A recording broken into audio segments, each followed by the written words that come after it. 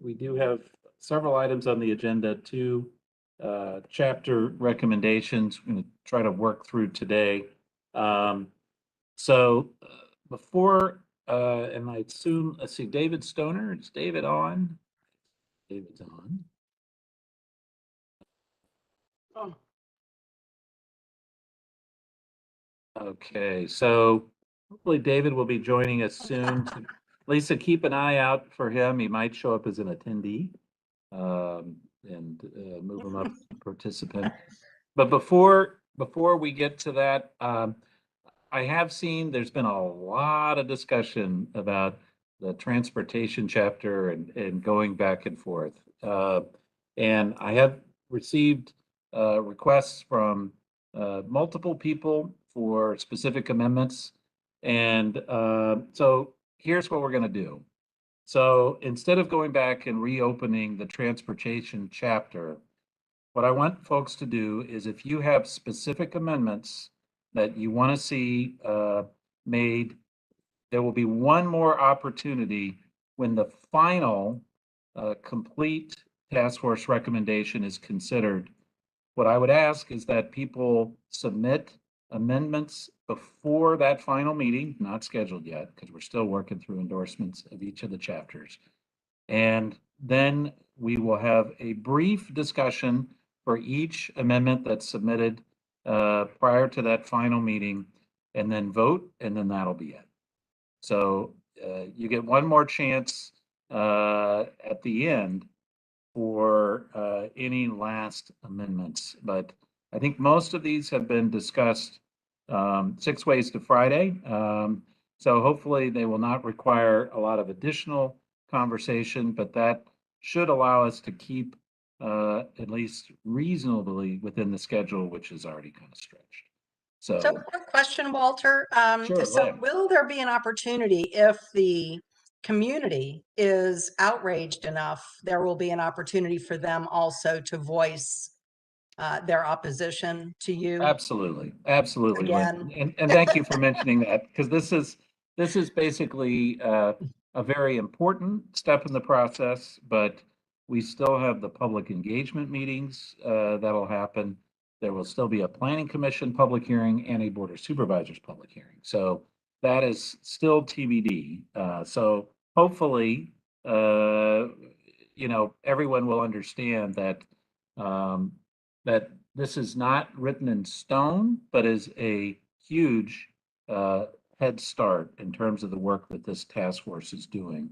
And it will be, together with any separate staff recommendations, the starting point for public input during the public engagement process. So hopefully, Lynn, that helps too. But any questions or comments on that process? All right, so Walter, I apologize for being late. I don't know what the topic was that you said we will revisit. If it was transportation. no, John, here's what I said. Once we get to looking at the entire set of recommendations from the task force, at that final meeting, if folks want to make specific amendments to the recommendations and submit them ahead of time, then that would be considered. There would be one final vote at that point on any amendments, and then it's done. Thank you. Yep. No, thank you, John. I asked because there's been a lively discussion of transportation since the last meeting. So there has. We don't have to go into it right now. Yeah. It almost feels like there was more discussion after than before. So, but anyway, that's okay. It's hopefully this process will give everybody comfort that we're staying on schedule, sort of, and also have one more possibility for final amendments. Okay. Anything else on that? Mr. Stoner is arrived. Fantastic. Thank you, Tammy. So,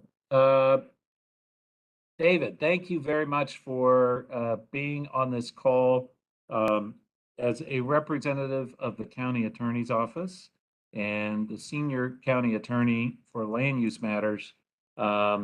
Your your opinions and consideration is very important.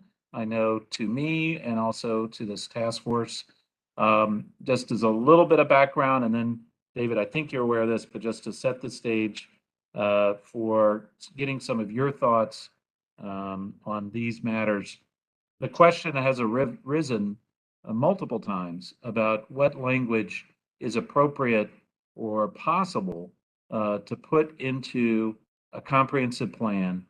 And what the group has been told by professionals at the Department of Planning and Development is one word in particular really should be avoided, and that is the word must. So the question then is, how far can the comp plan go in terms of other ways to frame it? Different phrasing like it is expected that blah blah blah. Obviously, softer terms like should. I think everyone understands that those fit within the legal framework of a comprehensive plan. But David, if you could just give us some thoughts on that, and then I'll just open it up for questions from the task force. And I thank you to everybody on the task force for asking for this because I think it's much better to get all this out now rather than at the very last minute once it gets into public hearing. So, David, share some of your thoughts on this. Sure, Walter, and good to see everybody, or at least those of you I can see. I see a bunch of names as well, some of which I recognize as being very experienced land use lawyers in their own right. So I'm sure they have their own views, but I suspect that they are in agreement on the things that I'm going to say. I'm not here to give legal advice, just to put that out there. I'm here basically to explain why staff has taken the position they have with respect to mandatory language relative to the plan. And sorry, I was actually trying to get in early, but I thought I was supposed to be a panelist, but WebEx was not letting me in as a panelist. So I'm in now.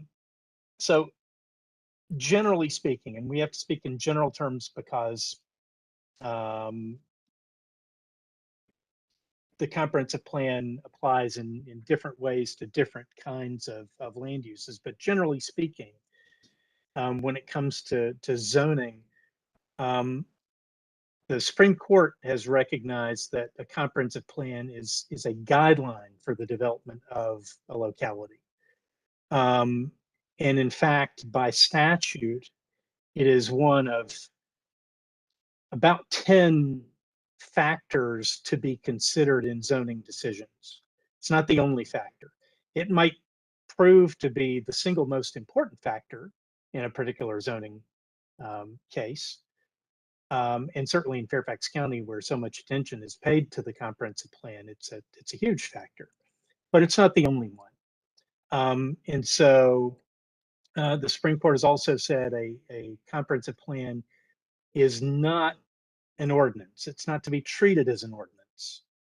And so for that reason, I think staff has said the language that you typically find in an ordinance must, a language of or a term of mandate, is really not generally going to be appropriate for the comprehensive plan. The comprehensive plan is typically, and I'm not saying you won't find a word like that in the plan. It's a huge plan. I didn't draft it, but generally speaking, that's a word that staff is avoiding. The more the plan speaks in terms of what is recommended, what is favored, that's really more typical and more appropriate for the plan. Because again, the plan is not the only consideration, and really just in matters of ordinary zoning, isn't to be given the sort of conclusive consideration that mandatory language would suggest. Okay, David, and I thank you for that. And did I see a hand up, physical hand or? Oh, there's one. Okay, Lynn. Yeah, go right ahead. Thank you so much, Walter, and thank you so much, David, for that explanation. Sure. My question is where the use of must is apparent in the zoning ordinance. Is it appropriate to pull that use into the comprehensive plan? I would say no, because the zoning ordinance functions as the ordinance. The comprehensive plan functions as the plan. The plan is the overarching document. It's the source document, the parent document, if you will, on which the zoning ordinance is based and from which it grows. And if you've got the language of mandate in the zoning ordinance, you really don't need it in the plan anyway. Okay. Maybe there's some instances where you would, but And is that, I think sorry, generally one speaking, more with- follow-up question to that. Is there a difference between Fairfax County as the county comprehensive plan and comprehensive plans that pertain to a PRC or a planned residential community? I mean, certainly the PRC district is a unique animal. And I'm hesitant to go too far there just because I feel like I'm getting into areas of legal advice and I'm speaking in a vacuum and I don't want to be taken out of context. So it's certainly fair to consider the fact that you're talking about a PRC district where the plan does have more oomph to it, if you will. But I'd still be wary, at least, of using mandatory language. Again, if the zoning ordinance mandates something, then I would ask the question, do you need it in the plan? Thank you. Yeah, thank you. And David, as you know, Reston did it the other way. You know, we basically did the PRC or the predecessor ordinance. And now sort of take two on the comprehensive plan is the guide. So Tammy and then Gary Maupin next. Thank you. Continuing on with the PRC conversation, Mr. Stoner. Over the years, many working on land use, I have always been informed that the current plan, comp plan for Reston, is the current Reston or planned residential community plan. And therefore, as you said, it has more oomph. Whereas in the TSA, you're dealing with different, in the areas that aren't PRC, you're dealing with different zoning that does have explicit, caveats. So comprehensive plan, Reston, residential planned community. The plan is the current comprehensive plan for Reston. Can you respond to that? I think that's what you're talking about. It has more oomph. If the current plan that we're writing or is not, or the one who's already in, that is currently in force is the planned residential community plan. It's a plan. It doesn't go back to 69 when Simon's, did it. It's that times have changed. We've evolved. There are different needs. Thank you.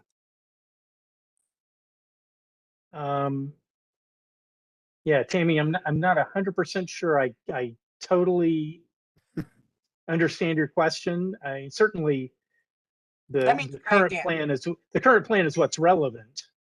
Correct. And we're a planned if we're planned, what is the plan that you're referring to?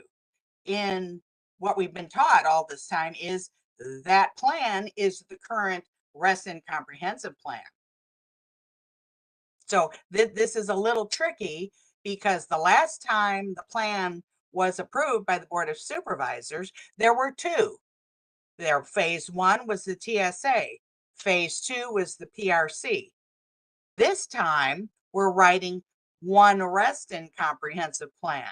So it's very dicey. Yeah, We're I'm not here to really make your hesitant to job get into those easier. waters because I've not been involved in the process, and so I think I sort of understand where you're going, but I just don't know enough about the context. We don't have ordinance to back us up because we're a planned residential community. Our question is, what plan is being referred to? David, I guess maybe Well, let me jump in if I could. Sure, Wendy, Mark. are you asking about the difference between the TSA plan and the rest of Reston plan, or are you asking the difference between the 3-page 1962 Reston master plan versus the rest of the comprehensive plan? Where I'm maybe neither, Mark. I'm asking if the PRC of Reston is guided by something, which plan is it? Is it the 1415 plan last approved by the Board of Supervisors? It Currently, certainly yes. can't be That's Simon's plan way back in the day because that's Cor- obsolete. It's Correct. the plan that is in effect now. Right. The most 14 to recently 15 plan in adopted effect now. plan. Yep. So our new plan, which is going to be one Reston, has to have two different sets of recommendations, one or favors or whatever, one for PRC properties and one for everything else. No? No. Well, I mean, they're one is zoning guided as ordinance, and the other, and this is the vision, and then there's the PRC where this is the actual plan we're dealing with. Well, so let me put it to you in practical terms. You have the Fannie Mae Plaza America developments that sit in the middle of the PRC but are not zone PRC. Correct. The comprehensive plan applies equally to both Correct. to both the Fannie Mae Plaza America properties and the surrounding PRC. It's one plan applicable to both. Understood. That's not the question. I My think, question. Tammy, Go ahead. it's Barbara. I don't know if my camera's Thank you. working. I apologize. My camera, I'm not sure that it's working. I don't know why not, but it's not. So I think maybe from our perspective, there is only one comprehensive plan. And even though the plan for Reston was adopted most recently in two parts, and now we're trying to adopt it cohesively in one part that goes together, it really becomes, even when it was adopted in two parts, it really was only one comprehensive plan. And it's used similarly for applications, depending upon where they're located, that could be either in the PRC or in the non-PRC areas. The PRC has slightly different components of the zoning ordinance on how it addresses the how the comprehensive plan is to be used, but it still is only one comprehensive plan, if that makes sense to you. Yeah, there are two parts to it. I totally get that. But I'm talking. it really is only one. It is one comprehensive plan, even though it was adopted TSA at a different time than the rest of it. So it's only one plan, even though it was adopted in the two parts. Okay, well, we're specifically interested in the language, and Right. So I think from my understanding, the only real difference is in the zoning ordinance. and Mark or David can chime in, but in the zoning ordinance, there are provisions on how you implement the comprehensive plan that are slightly different in the other P districts, which is generally what we use, versus the PRC district. Correct. But that's the place where there are slight distinctions on how you use the comprehensive plan and implement the comprehensive plan. But the plan itself is basically a single entity. No, no argument there, Oh, Barbara. okay. I'm interested in the language and the shoulds and the what we're not using must, So I think, but yeah. So I think go David ahead. will go back and talk about that. But I think the language, again, the distinction, I believe, is actually in the zoning ordinance, not in the comprehensive plan. So maybe David can chime in. Yeah, and again, I feel like I'm speaking a bit in a vacuum, and you all are much more informed about the specifics than I am. But yeah, I think it's generally speaking, it's going to be the zoning ordinance where the plan is given where it's implemented. And so to the extent that there are things that are intended to be musts, then the zoning ordinance is typically where you would see that articulated. And we use will. I mean, should to me is a get out of jail free card. So Barbara Byron instructed us to use it is expected that, or a direct provide XYZ or something for our recommendations. If Yeah. you can help us with language that will get our desires firmly into our writing, that is the Waterloo. That is the problem. That's what we need your help with. Right. And so David, just for 1 second, so Tammy's totally correct. So we've advised the group that first you told us shall is absolutely a non-starter. And so Right. then people generate to the question of why not will or must.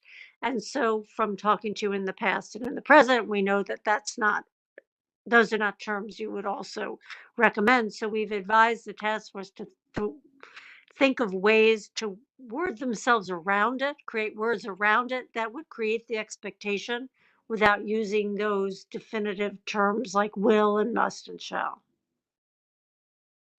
Sure, yeah, and you might be creative in how you articulate that, but whether it's should or it's expected, or this is encouraged, this is hoped. There are any number of ways to put it, and varying degrees of urgency. And I think the key is not to have language of mandate in Okay. the plan, because it really mischaracterizes the plan's role. Okay. Even if in a particular case or many cases it's given tremendous weight. What we're trying to avoid is showing up in court and having Mark Looney say, you said should, that doesn't mean I have to, therefore I'm right, Mark? Thank you. I'll see that long before court, Tammy. Court's the last place where we make that argument, not the first. Thanks, Mark. Uh, Thank you, Mr. Stoner. Sure. Thank you, Tammy. Gary's hand is up. Go ahead, Gary. I think my recollection of this conversation, and we were using will in a lot of chapters here, was that we said that will could be used. I'm sure in good faith, that's my recollection of this when Barbara and others were talking about it. So we went with will in most cases and changed to shall after another discussion about it just recently. But the last comprehensive plan, the current comprehensive plan for Reston uses will and does not use should. It uses will 250 or so times, and it uses shall hardly at all. Also, when I go to the Richmond Comprehensive Plan, which was just passed in 2020 and actually won a national award, it uses will and does not use should, or it uses should in a few cases, but its predominant use is will. And neither one of them have hardly any musts in them. They have a few. So I guess my question is, why are we being different than the past in Fairfax County? And why are we being different than Richmond, since it's a Supreme Court issue for Virginia? And they have passed the last comprehensive plan. They're the capital. So that's kind of my question to you, David, and maybe you want to look into it. I don't know, but I just wanted to bring those issues up.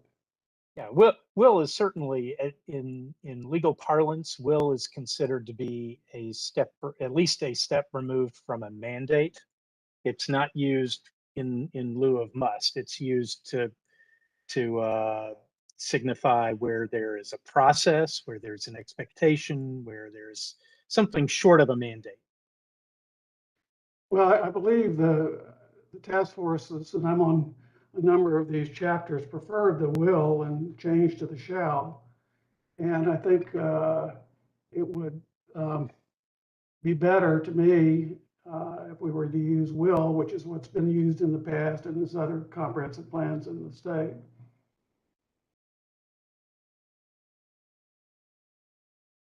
Okay. Anybody else have any comments on that? So we can use will? That's correct. What we really needed tonight was just exactly which words we can use and what they mean. I've got a recommendation on all this. Yeah, John, please. I think it's too many words. And we're a group and a county that likes wordsmithing. And the point is, what does the plan recommend? And so the wills and shoulds and the musts, that's all flowery language to me. What we should be saying is, what does the plan recommend? It recommends this or recommends that. And avoid any of the shall, must, will, all of that is to me extra language that gets away from recommending whatever it is that we're recommending. So I'm a fan of bullets. I'm a fan of the plan recommends this, and avoiding the shall, must, will. I think that's too much wordsmithing, and we should avoid that. All of those words. So, John, if I could comment, the problem, I agree with you, but the problem is we're now all the way down the pike here, and to go back and change all these to, rewrite those, I think is at this point where we are is kind of problematic, and replacing shalls with wills is an easier solution unless somebody in the remaining chapters wants to go back and kind of do what you're suggesting, which is the better solution to me. well, people should just take a look at it. I'm interested in what the county attorney thinks about that. I just, the plan is all about, what does the plan recommend? It's not mandates. It's not, you will do this, you must do that, you shall do the other thing. It's, what does the plan actually recommend? And that ties much better back to the zoning ordinance.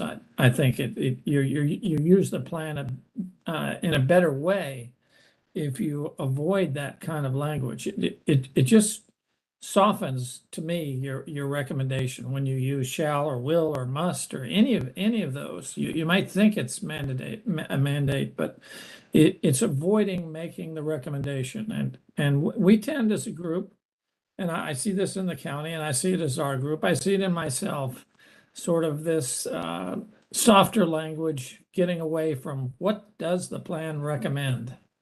It recommends 50% multifamily, 50% residential, 50% non-residential. It doesn't say you must have 50%. The plan just recommends what it does. And I think we're always on better ground if you just stick to what does the plan recommend. So I think the lawyers would find that satisfactory as well. Yeah, thank you, John. I see a few more hands up. Let's get through these and then let's move into the other agenda items. Mara, I see your hand up, and Michelle, followed by Jennifer. Yes, yes, this is Moira, and I have to say I disagree because with John, I'm sorry, John, but this is what I think. I think that the staff, I think we need to be very clear with the staff what we're looking for them to put in the zoning, because this is going to drive the comprehensive plan is a recommendation. I agree with you, but if we're not very clear in our language, then the staff is going to look at the comprehensive plan and pick and choose. I'm sorry, Barbara, but pick and choose when they use the word must and shall. And if you look at the zoning, I would hope, and maybe, Mark Looney, you can tell me, in the zoning ordinance, there is definition in section 9100, which says must and shall are mandatory. So if must and shall are mandatory, I think we should be very clear with the staff what language or what from the comprehensive plan do we want to see as mandatory in the zoning. And so I think we need guidance as to how do we direct staff through the comprehensive plan by way of language, so that when they look at the comprehensive plan, they go, oh yeah, we're going to do the zoning now. Okay, well, it's very clear here, or it's not clear there, but they're obviously using the comprehensive plan to guide them as to what we intended. Okay. Those are just my 2 cents. Thank you, Mara. Michelle, go ahead, and Jennifer. Right. So I think that we need a definitive answer tonight, because the problem we are facing again and again is, what do these words mean when applications are considered by staff? We need this. We needed a memo months ago. We just need to know, what do the words mean and how will they be interpreted? Because there may be some things that the task force doesn't think have to occur but would like to see. There may be some things that we really think need to be there. There are different words that we need to use. We need to know what they are and what they mean. We also need to know, if we're talking about a property that's just in the PRC, what does oomph mean? How do you use the word oomph tonight, but what does that mean? Is it carries more weight in which way? And so does our language change if we're talking about a PRC property?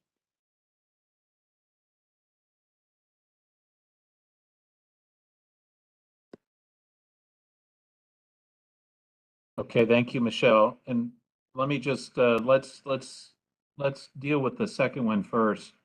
Does the language matter, will versus whatever, in the comp plan if it's a PRC zoning amendment application? David, is that So Walter, I am just so wary of trying to give a definitive answer to that, and I'm sorry, but I don't like to give answers in vacuums, and because it's so easy to be taken out of context, and I might say something wrong that's misapplied. I just don't. I understand the desire for clarity. I'm a champion of clarity. I think you should assume that the recommendations that are expressed in the plan will be carried out. Now, the truth of the matter is, as I said, the plan is but one of many factors that the board takes into consideration, or by statute can take into consideration. And it's hard to say, to parse language again in a vacuum. I'm not looking at text. It's at specific context. There might be some context in which will is perfectly fine. There might be some other context in which will really does express a mandate. But yes, as a general matter, will is a step removed from the mandatory language of must or shall, and we're moving. I don't use the word shall. It's too confusing. So Barbara, David, yeah, it's go ahead. Barbara. What I was wondering, obviously, I appreciate the task force and myself actually wanting to get a definitive answer tonight. Maybe we're not going to get there. What I wonder is if we could provide David with maybe half a dozen, or the task force is what I mean by waiting, maybe half a dozen examples. And so and I appreciate the vacuum issue. So maybe if we provide him with half a dozen examples of the text that we're proposing in the comp plan, for examples of a will or it's expected or whatever, so that he can have a context to consider this more definitively and then get back to the group. Barbara, I think we changed gobs of shall, for wills to shalls. Well, I So don't think, I think don't this think is a the great staff- idea, I don't Barbara. believe staff Let's recommended that we do that. But let's was do that you- this. was that you, Lynn?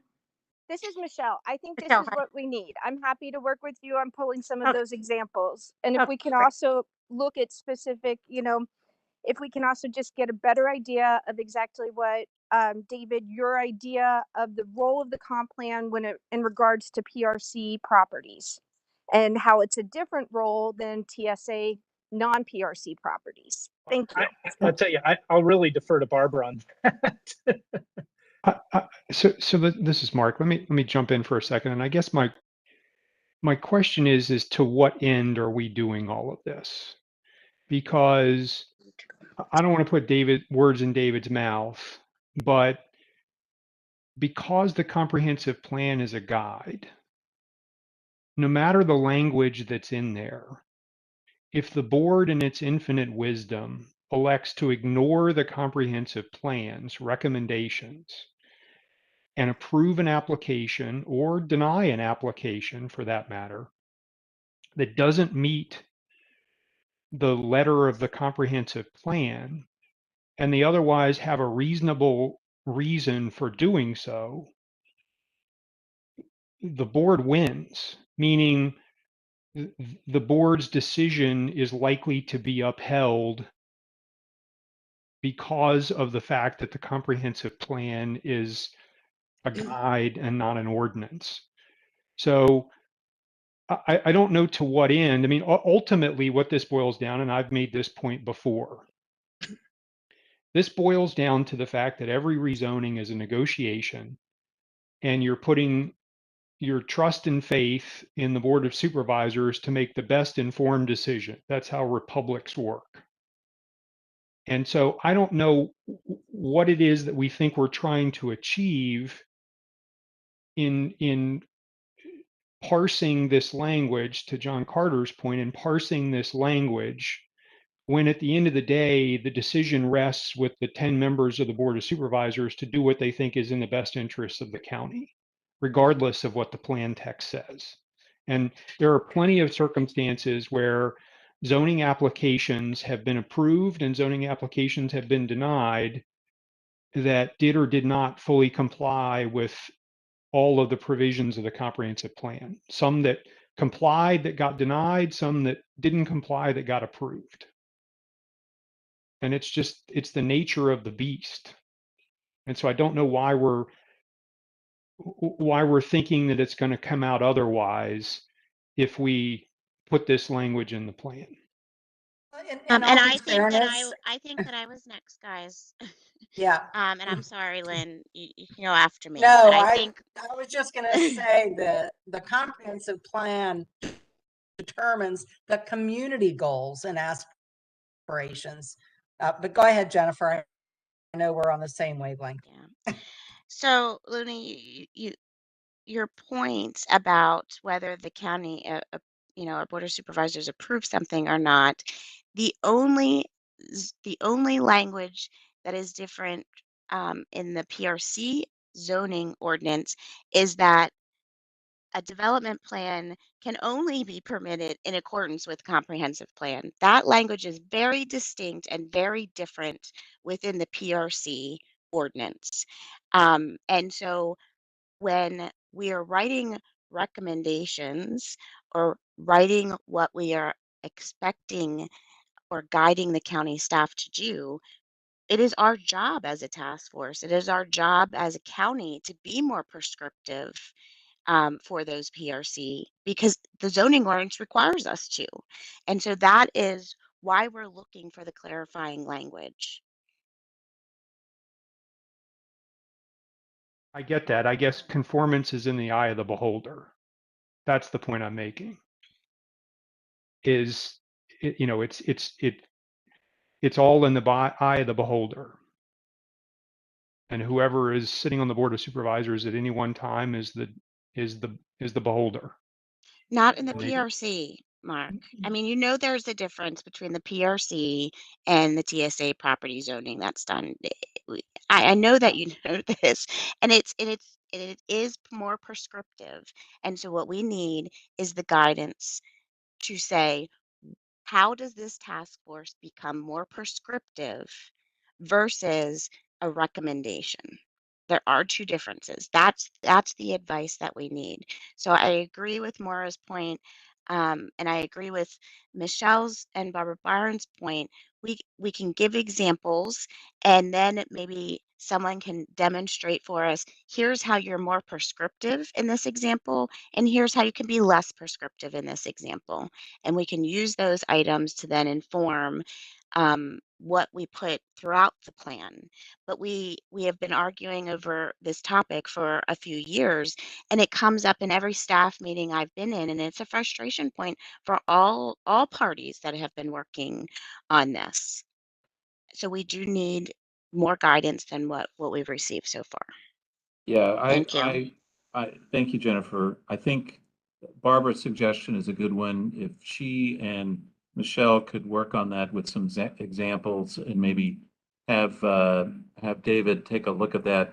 There's one other piece here that I think would be helpful, and that's a better understanding of when the comprehensive plan applies. So I think we're talking about the comprehensive plan being the guide at the point a rezoning application is considered. And, or when there's any, I mean, maybe beyond, maybe not. But that perhaps is one of the sources of confusion, because I think people are thinking at different times when the comprehensive plan is relevant. So, Jennifer, does Walter, that make sense? can you speak a little bit more to that point? Are you what are I don't understand what you were saying, the last piece. And are you saying that the comprehensive plan is only when rezoning is done? Well, Do yeah, you want me to chime in? It's yeah, Barbara. please, Barbara. So if someone has an approved zoning that allows them to do something that's different than on the ground today, That's right. they don't have to, the comp plan doesn't necessarily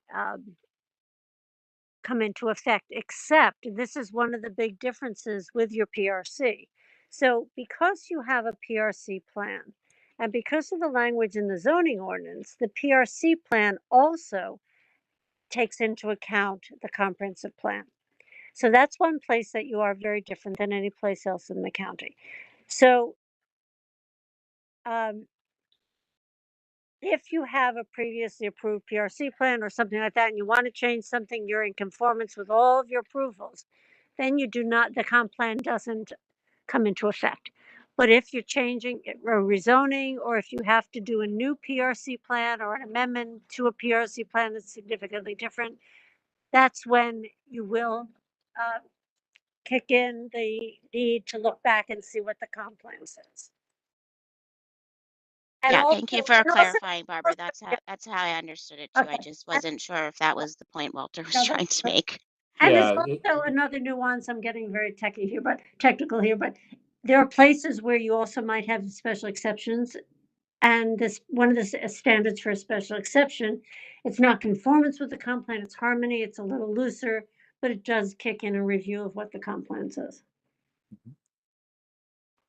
Yep. Okay, very good. We do have a couple more hands up and we need to get through this. Chris, I see your hand up, then David Bennell. Hey, I just, as someone who deals with rules regarding historic properties that are very consider and think about pretty much everywhere from a national to a local level, I want to say that I think Mark has some validity in his point about the fact that, you know, a lot of this is going to depend on our elected officials at the supervisor level, folk in the planning commission level, and staff, and how they interpret this document. So I think a lot of it needs to focus on how much do we get our views into the document so that when a staff report comes before Walter and others, they understand the priorities. Less, and I think that's maybe where I'm getting aligning up with John Carter in the sense that the more we can highlight our priorities on what is important in Reston this comp plan, the more it's going to cause a bit of a public outcry if suddenly those things are ignored. Because there is a process for every one of these steps in which, you know, if something's going to deviate from it drastically, and that's part of the goal that I think Michelle and I have been pushing with the equity side, is if it's not in there at all, then there's not even a consideration of it. But if it's in there, then at least that's the first step. And I know that doesn't seem like a lot, but from someone who tries to do that, eking in protecting buildings, it's all the foothold I get. So, you know, that's about as pragmatic as I can sound, I suppose. Thank you, Chris. And now David. Just very quickly, Walter, I think that John Carter hit it on the head. I think that is exactly what we ought to be thinking about. This is it seems to me a fruitless discussion. It is the comp plan is a recommendation. The comp plan can be followed or ignored by the folks who administer that comp plan. And for us to try to be prescriptive about, we can be firm in our conviction that it should be done, but I think that John's emphasis on what does the plan recommend is the approach we ought to take to this. I have no problem with Barbara and others coming up with examples for David, but to study, but and render some sort of decision. But I think the bottom line is, PRC or no, a comp plan is a comp plan. It is not an ordinance, and we shouldn't be trying to treat it as such. Thank you, David. And John Mooney. I'm not going to add any comment. I put up as a chat the quotation that we've all been referring indirectly to, the Article 16.101 of the Fairfax County Zoning Ordinance. And that reads, for those who haven't seen the chat note, I sent a rezoning, this is a quote, a rezoning application or development plan amendment application may only be approved for a plan development, which includes PRC, under the provision of Article 6, if the plan development satisfies the following general standards. And they list a number. The first cited is this: the plan development shall substantially conform to the adopted comprehensive plan with respect to type, character, intensity of use, and public facilities. So it's a very strong, and I think this is what my colleagues are trying to deal with. You know, since we're aware of this provision, how does our comprehensive plan language acknowledge this provision? And it is powerful, but it is limited. So it's only respect to type, character, intensity of use, and public facilities. But it's very strong because it gives the power of the ordinance. The ordinance casts its mantle of power around the comprehensive plan for these particular features of a proposal. That's what I think what my colleagues are driving at. Thank you, John. Jennifer, I see you still have your hand up. Or is that a previous hand? That may be a previous hand. Okay. All right. Well, It's Jennifer. previous. I'm sorry. I'll take it down. That's no problem. No problem. All right. Walter, So, can I ask one quick question? This is Moira. Sure, Mara. We don't have to I mean, we could talk about it when Barbara puts her things forward, but what resonates with me is, if you might recall, we changed the zoning, the county was going to change the zoning a number of years ago, and it was a result of the change of the comprehensive plan. So they were saying the comprehensive plan changed, so the zoning has to change. And as you may remember, we had like 900 people show up at the gym in South Lakes High School. So that is why, or what comes to my mind when I think about how the comprehensive plan will change and affect the zoning. So that's what I'm thinking about as we move forward, that we need to be very clear what we want in our zoning. So thanks, that's my comment. Yeah, Mara, I'll just say, you know, I did 16 years on the county planning commission. I never saw a situation where the county was compelled to change the zoning based on a comprehensive plan recommendation. There may have been one that I've forgotten about, but I don't recall any. And typically you know, it's rezonings are asked for by property owners. I mean, that's where rezonings come from.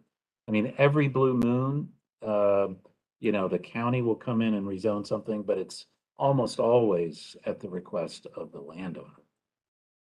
Yeah, I'm not talking about rezoning. I'm talking about changing the zoning language. We just went through ZMOD, and there were changes that were just. That's what I'm talking about. I'm talking about. Okay, sorry, I thought you were talking about it. And even when I don't want to get into the weeds about it, but as you know, there's the whole 13 person per acre, and there was the whole must versus shall, and even in that section. So that's where I'm going with this. Got it. I thought you were talking site specific changes to zoning. Okay, thank you, Mara. Okay, Tammy and Lynn's hands are up. Tammy, go ahead. I was going to reference the cap of 13, which is why we're doing the master plan, right, Walter? The cap, the plan has to match the zoning ordinance.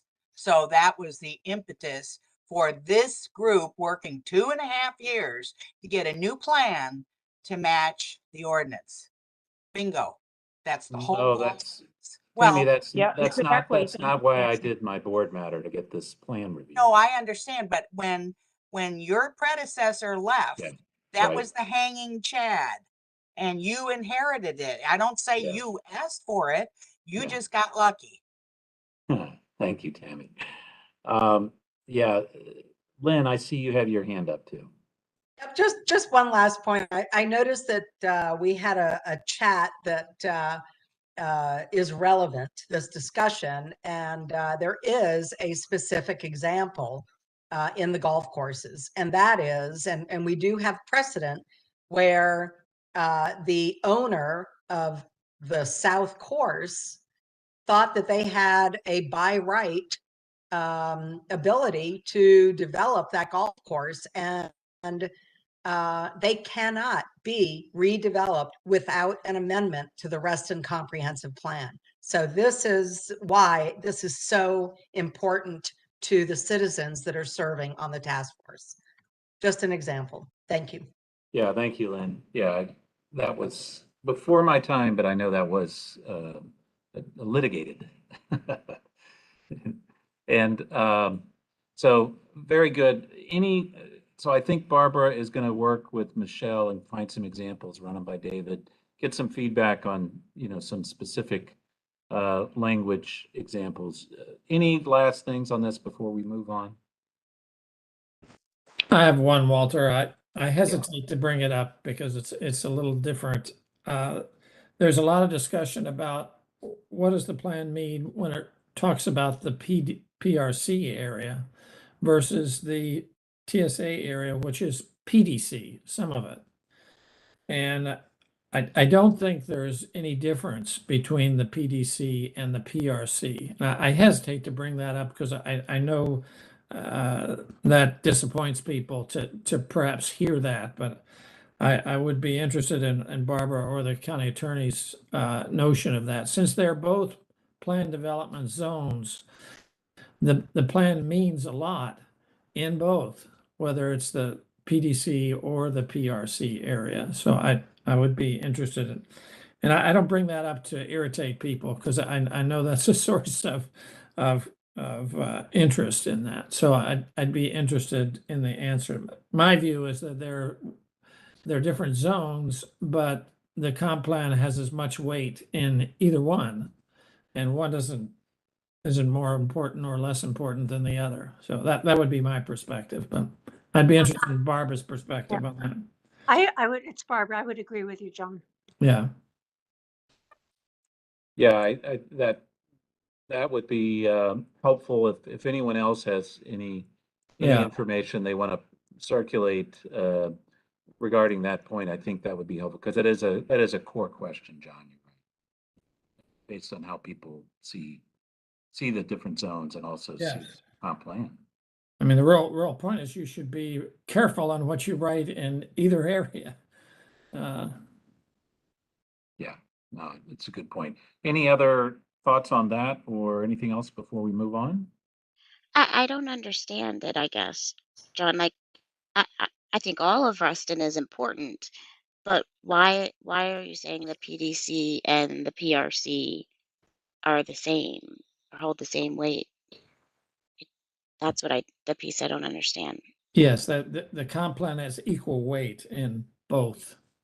It doesn't have more weight in the PRC than it does in the PDC. I don't understand how that's true. Well, it's It's certainly true for my decisions, but yeah. I mean, but legally, I guess that's if somebody has any different information, can point to any very specific language for how one's stronger than the other in terms of the role of the comp plan, I think that could be relevant. And the reason this came up for me is because what John Mooney was saying, that clause that he was reading applies to the planned development zones, of which the PDC and the PRC are both planned development zones. Now that there are little difference in terms of the way they're written, so that might affect the importance of the comp plan, but going into it, they're of equal weight. And I know that disappoints people, but I thought it would be good to get it out there. And maybe we should get an interpretation of that. Yeah, I guess I would then ask if Mr. Stoner could come back to us with an interpretation on how they're the same or why they're the same, because I don't understand based on the language I read in the ordinance how they're the same. I'm not sure I can do that. You're not my client, frankly. I sorry to break it to you, but I'm not sure that I'm willing to Well, opine on that as a legal matter. but I mean, the importance of that, and the reason I'm bringing it up is we should be careful on what you recommend wherever you are in the Reston plan area. One area isn't more important in terms of writing the plan than another area. PRC, while it's closer to the community, and I'm getting in hot water the more I talk here, but what you write in the PRC is very important, but what you write in the TSAs is also very important, and I don't know that the language needs to be all that different, the way you write the plans. So maybe we've done enough of that. Okay, thank you, John. Any last thoughts on that? I don't think it's how you write the plan, it's how the plan is interpreted. Right. That's the issue. How Yeah. is the plan going to be Yes, interpreted? it is. Right, well, Not how we that's right, write Tammy. all of it. It's one rest and we care. Yeah. Yeah, that's right. So be careful who you elect, Tammy. Yeah, for sure. but That's for sure. All right. can I make one last comment? Yes, please, go ahead, Just, Jerry. this is obviously a very important discussion that people have been having. John Mooney had a very important point, and John Carter's gone over it. But as Jennifer said, if we have kind of a final interpretation of this, I think would make people comfortable. I heard Myra and so forth. And I'm hearing Mr. Stoner said he can't do that. Is there somebody that can do that?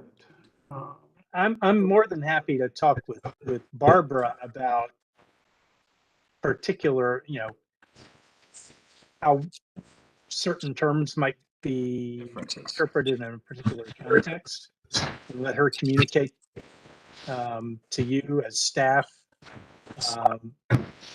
Where I don't want to go is rendering to you a legal opinion about the status of the PRC versus the PDC or this, that, or the other. I'm really glad you guys are involved. I respect you for being for taking on this mantle, but you're not my client. You're not the Board of Supervisors. You're not the county. You're a citizen task force, and so I have to be wary of my role as an attorney in the county attorney's office. Hope To David's point, it's Barbara. To David's point, he and the staff can have the discussion, both in terms of the various types of examples, but also looking at the ordinance language to see if there's any significant difference between how the ordinance affects both the PRC and the other P districts. And we can then report back to you in a way that's not David giving you legal advice. That would be very helpful, Barbara. Yeah, thank you. Yeah, please do that. Okay, any last comments on this? Okay. Walter, I'm really surprised that the citizens that are participating on the task force don't have the benefit of the counsel that would be offered by David Stoner or the county's attorney, the county attorney's office. So, Well, Lynn, let me just say, David's basically saying he can't give a legal opinion, but what he can do is basically provide information to Barbara, who then Okay. can bring it back. And there's a subtle difference. I mean, I'm not an I understand now. Thank Yeah, you. That's it. That's all. So, yeah. David, do you want to say anything else? Correct me. You're on mute. Oh, sorry. No, I don't think I need to add anything at this point. But Yeah. I'll work with Barbara. Thank you, David. Appreciate it, and it's a good preview. And I think there's a lot that I think the task force has worked through, and I'm not sure how much this discussion is going to change actual task force recommended language, but I think it's all this information is, I think, helpful in giving everybody the right context for how the language could and should be used. So thank you very much, David. Appreciate that. Okay, let's move on. It's 6:05, and we still need to get into the 2 chapter recommendations. So let's jump from the frying pan into the fire. How about that? So the first item we have, Mr. Vanel, we have the affordable housing text. Would you like to speak to that? And then we'll open it up to questions. Yes, as a matter of fact, thank you, Walter. I think Graham is going to start this off with an explanation of the 2 issues that Michelle and Jennifer have with the text, that the most recent text version that came out of the county. So I think, as I understand it, Graham wants to kick it off. Okay. I'd be happy to. Lisa, if you're able to, I can share my screen and can you go through the text? Okay, Graham, you're going to share your screen. And Lisa, if you can make me the presenter. Yep, just a sec.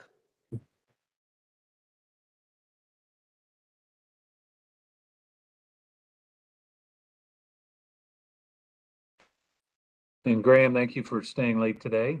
Do this. Oh, sure, no problem. And I'm actually going to have to jump off at about 6:20 to go to another task force meeting. So I'll be brief, but Bill Mayland with DPD is here as well, and has been intimately involved with the affordable housing section. So just 1 second.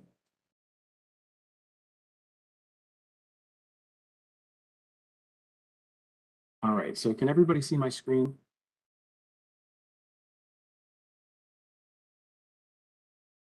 Yes, that is, well, in very small type, but yes. I'll expand it. Make it a little bit better. All right, so Much better. Thank you. excellent. All right, so just to kind of set the stage, last time that the task force discussed affordable housing as a group was on January the 31st. And at that meeting, we had kind of a general support for the policy direction on the vast majority of the document, specific topics on the document. It's, a couple of the high level things, the 12% commitment level for affordable housing in the transit station areas, language about preservation of committed and market affordable housing, language about supportive and affordable senior housing, for example. At that meeting on the 31st, we were asked to work to merge two different versions of the housing chapter that had been proposed in advance of that meeting. And so in the interim period, we've been working with David as well as with Jennifer and Michelle to develop that synthesized version. We've had a good discussion on the chapter, and the version that we have here that's been forwarded to the task force reflects that. So I would just note that the version is stylistically different. It's also shorter than what was discussed by the task force in January. However, the overarching policy from that January task force meeting remains the same. So this chapter includes language about the need to preserve market rate and committed affordable housing, including a one-for-one replacement if redevelopment must occur. The language also talks to the 12% commitment level for affordable housing in the transit station areas. And when you're in an area that has more than a 1.0 FAR, that commitment level should increase. And so that should increase as shown in this chart here. So when you're at a 1.0 FAR, 12% commitment level is the recommendation. And for every increase in FAR, you go up. And so it could go up to 18% for a 4.0 FAR, for example. So that is consistent with the direction of the task force from January, so no change. We have included an explanatory chart in this showing the association between maximum bonus density that could be achieved for providing affordable housing that's consistent with this chapter. The chapter also notes that housing for vulnerable populations, including those without homes and those needing supportive services, should be made available, and that senior housing should be provided and encouraged to be provided to provide the ability for residents to age in place. So a couple of additional things that are in here. There are 3 follow-on motions that are proposed as a part of this draft. These were items that were discussed with the small group that was working on the affordable housing chapter, as well as with the task force, and they relate to the expectations for income levels for sale WDUs, specifically looking at high-rise condominiums, for example, and looking at doing countywide study to look specifically at that type of WDU. There's also a follow-on motion regarding community land trusts. And then the third one is looking at having the HCD look at differences for the control period for WDU. So looking at extending the affordability period from 50 years for rental and 30 years for sale units, and looking at potential extensions to those. So in our discussions with David, Jennifer, and Michelle, this again is the product of that synthesized document. There are 2 items that were flagged for discussion with the task force in particular, and those are included in the version that was sent out by Michelle. Just in high level, the first one is in the very beginning paragraph, and it relates to our discussion about price appropriate housing. This is a term, price appropriate. It's a term that's in the comp plan today. It's defined to mean housing that costs less than 30% of a household's income. This sentence in particular in the paragraph notes that price appropriate housing and supportive housing is essential for fulfilling the rest of the vision. We would note that this language is consistent with the housing element of the comp plan, which notes in particular that price appropriate housing is the Board of Supervisors' goal, regardless of incomes. The alternate language that Michelle has put forward focuses in on the definition of affordable housing, noting that income levels for both rental and for sale are included here, the 80% AMI for rental and 120% and below for sale.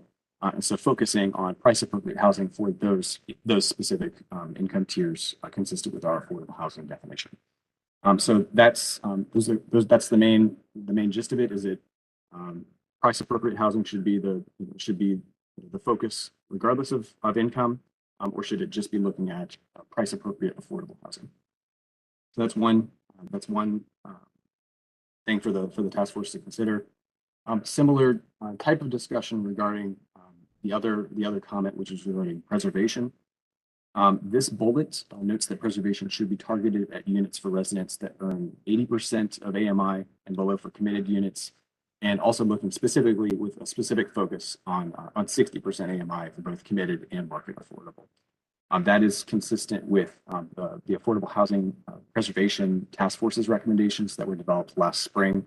It's also the AMIs that are being considered as a part of the ongoing countywide preservation policy amendment. So in Michelle's comment, the alternate text would delete this bullet right here, and the more specific reference to those income levels. So in its absence, it would state a policy recommendation for preserving all market and committed affordable housing regardless of AMI. From staff standpoint, the issue is that specifically when you're looking at WDUs that were provided previously under the old policy at the 100 and the 120% AMI levels before the recent change last year, many of those 100% and 120 AMI units are either at or above market rates, which is what prompted the policy change. So from our standpoint, there's kind of limited utility in preserving those existing affordable units at those higher income levels since they're above market rate. And so that's why the language that's shown here, as well as what was reflected with the countywide change, really kind of focuses on 80%. But beyond that, those are the two kind of outstanding things that were flagged for the task force's discussion. And so I'll open it up to, I'll turn it back over to David. Thank you, Graham. I appreciate that. My opinion is that the two potential, the two recommended ads from Jennifer and Michelle are not called for. Okay, thank you, David. Does anyone want to address Michelle or anyone else want to address those two proposed changes? Hi, it's Michelle. I'm happy to address them. Okay, This thanks. is for change number 1. This is the affordable housing chapter. Affordable housing has a specific definition applying to certain AMIs. This is not the affordable housing for millionaires chapter, which price appropriate without AMI references would apply.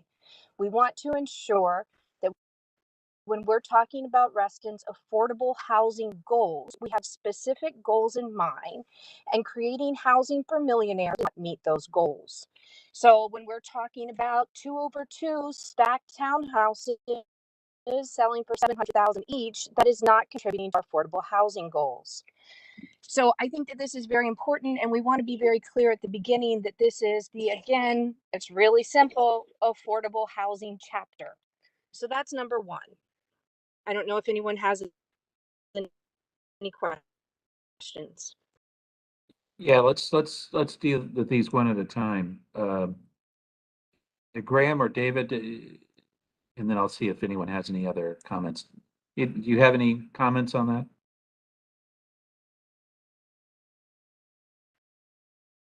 So I think that. Go ahead.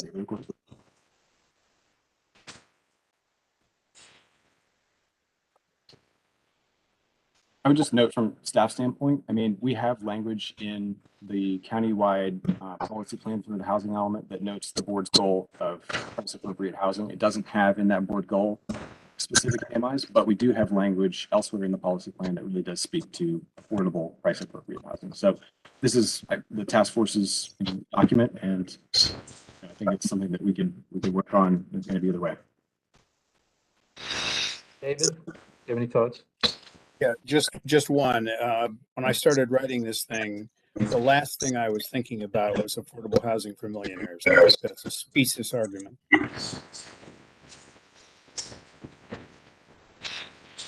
Okay, does anyone have any other thoughts? Yes, I do. Tammy. Sit on the RPZ and see this time and time again. Michelle is right on track. I'm sorry that David is intransient on this, but we aren't getting any thing that's not mandated by the WDU ADU. We got this crazy plan for the lofts for $700 in a not great area. And that's and the attorney stated that 700K was missing middle. What? So this is the issue that we're up against, and we want to be super specific in our language what the intention is. This is the affordable housing chapter, not the housing chapter. The state mandates affordable housing chapter. So I think Michelle and Jen are right on target with, and this language is not going to hurt the rest of the chapter. It clarifies what we're after. Also, what is an ample supply? That can't be quantified. It's not decided what's ample. So right there, I have a problem with this. This version, an ample supply. Thank you. Thanks, Tammy. Any other comments on this change? Proposed change? John Carter, John. yeah, I'm out in left field today, but what are we debating exactly? Is this language we're wanting in or we're wanting out? Is that what we're debating? This one sentence?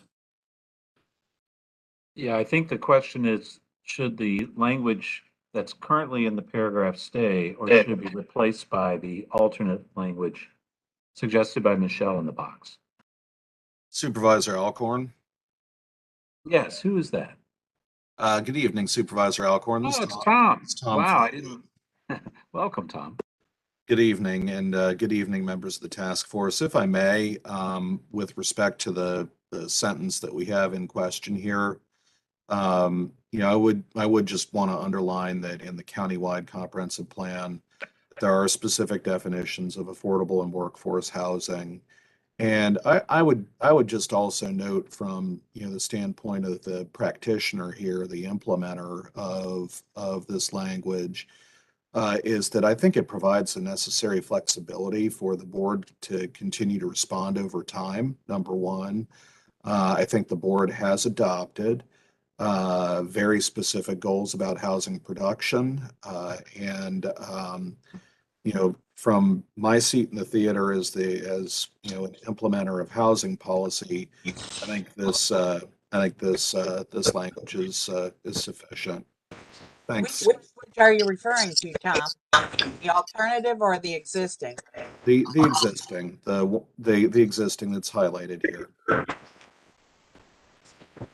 Do you have a problem with the alternative for some specific reason that you can state? Sure. Yeah. I mean, a couple things that I'll say is that the language in particular that refers to for sale housing up to 120% is inconsistent with the follow-on motion that's been proposed. Number one. Number two, I think that from a definitional standpoint, that it is appropriate for those definitions to be provided for within the housing component of the policy plan. Thanks. How do you then define ample supply, which is we can't define that. How do you define that then? That's a problem. Well, again, I think, if I may, that the Board of Supervisors has laid out a goal for us to achieve, and within the context of our community-wide housing plan. And I think it's important to understand that the opportunity to provide housing is just that. In many cases, it's driven by opportunity. So I think trying to be specific about an amount of production within the context of language like this, sort of by definition, moves it away from its guidance mission. in, again, from my seat in the theater. Thank you. Totally agree with you. But the sentence can be reworded not to have ample supply in it, right?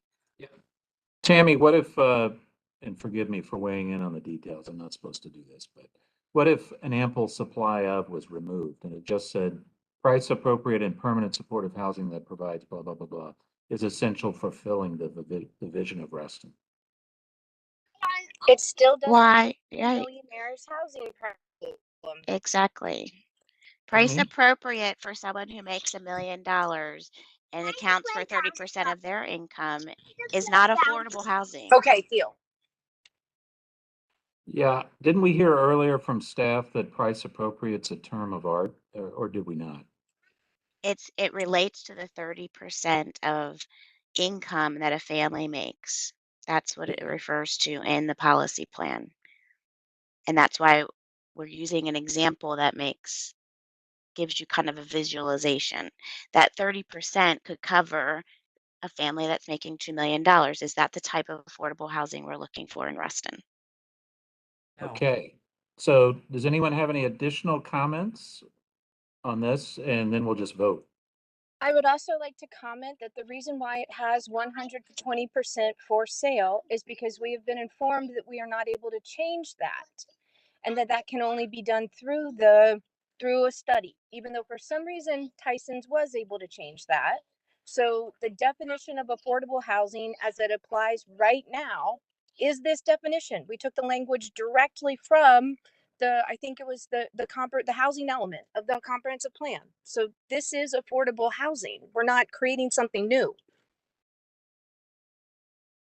Okay, If you'll note so in the follow-on motions, we're asking staff to take a look at getting rid of that 100 to 125, actually 80 to 120%, and concentrate, just like the rental for sale would be 80% of AMI and below.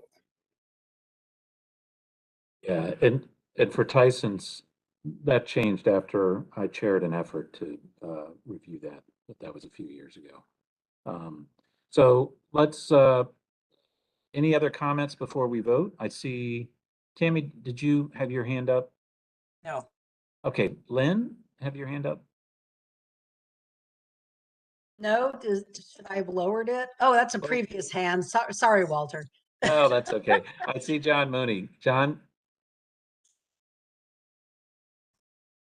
That may be a previous hand too. Thank you, Walter. Oh, no, go ahead. Tom, if I understood your concern is that the suggested change of price appropriate narrows it much more than the county's definition.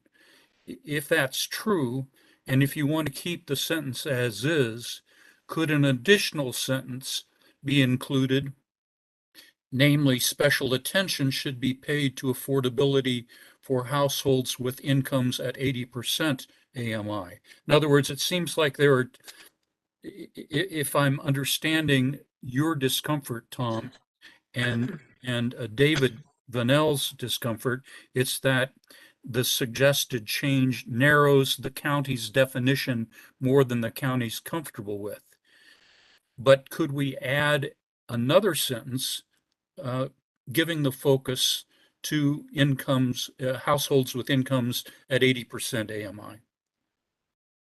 Yeah, John Mooney, we requested that. We requested to move that bullet that's under preservation up to the main section so that it would pull out the 80% and 60%. And we were told no on that. But the reason why we think that it's a problem specifically in the preservation section is because we want all of them. I mean, I thought I heard from the task force several times that we want all of our affordable housing to remain. We don't want to lose any of it. And currently, we do have market rate affordable housing that was approved at 100 and 120%. So if those we don't want to go away, that's why we included all. But Michelle and I would support moving that bullet under preservation up to the main body that we're going to specifically focus on those. But not just from a preservation element, it's across the whole chapter. Yeah, it Right. seems to I me, think that gets to the point. But John, to your point of being concerned about the definitions, we're dealing with two terms that are clearly defined. One term is price appropriate, which applies to all income levels. Then the second term is affordable housing, which includes the concept of price appropriate in the definition, but only applies to certain AMIs. So we're clearly defining that this chapter is about affordable housing, which is price appropriate for certain AMIs, using the price appropriate definition of the county and the definition of affordable housing from the county.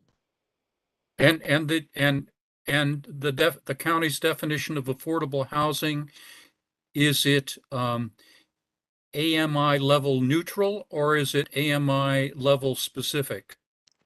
AMI level specific.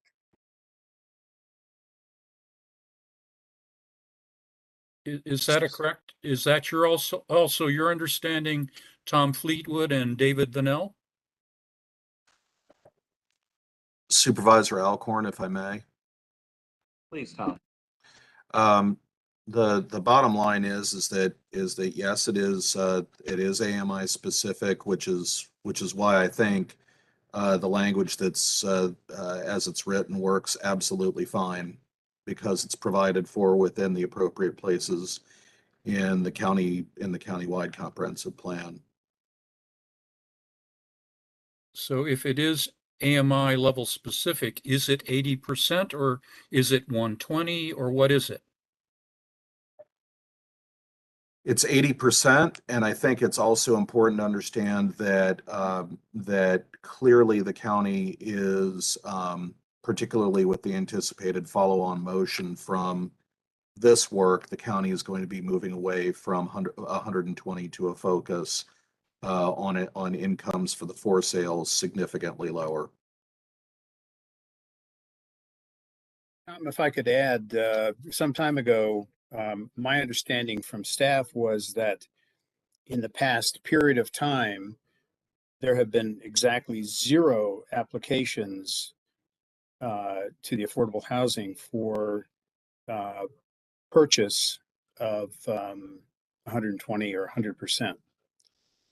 So it's one of the reasons they got rid of it for rentals, and I think they're headed in that direction for purchase as well.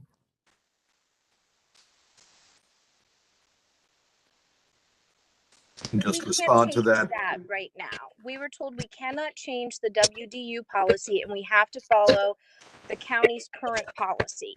This is just stating what is currently in the housing element, defining price appropriate and defining affordable housing. These are the current definitions.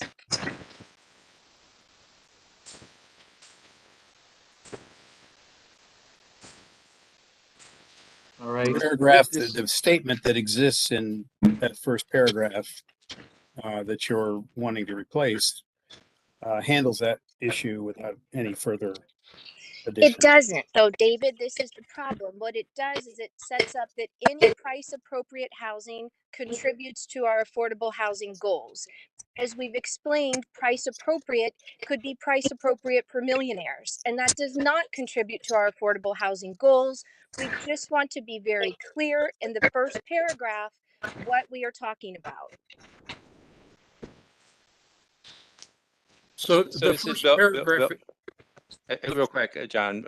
This is Bill Malin. Graham had to leave, so you no longer see the paragraph.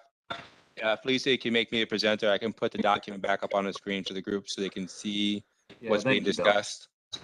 Yeah, I was going to ask for. Thank you, Bill. And then let's see if anybody has any proposed changes. Otherwise, let's vote and move on. Could I just there ask one question? I'm getting confused. Yes, please go ahead, Gary. Back to John Mooney's suggestion of the sentence addition, which is a movement apparently from some other place in the chapter. And Jennifer replied to that I thought she was saying that would help. Does that make any difference to Tom Fleetwood or Michelle? Just to repeat, I don't think that we should change it based on, I mean, I'd like to vote on what Jennifer and I have proposed because this fixes the problem completely. We do not need to include language in the affordable housing chapter about, broadly speaking, price appropriate housing. We don't need to do it. This is the affordable housing chapter. So I just would like to vote on what we've proposed. Okay. All right. Does anyone have any other questions or requests? Supervisor Alcorn, Yes, Tom. if I may, just very briefly, I just want to note that with the follow-on motion, with respect to the 120% AMI for sale product in the WDU program, that if you'll forgive me, by definition, the definition of workforce housing would be addressed as part of that process. So with that being said, the reference to 120% would be out of date almost immediately. Thank you. Okay, thank you, Tom. Any last comments? Okay, then let's clear hands and we're going to vote. That way, John Mooney, there you go. Great. Thank you, John.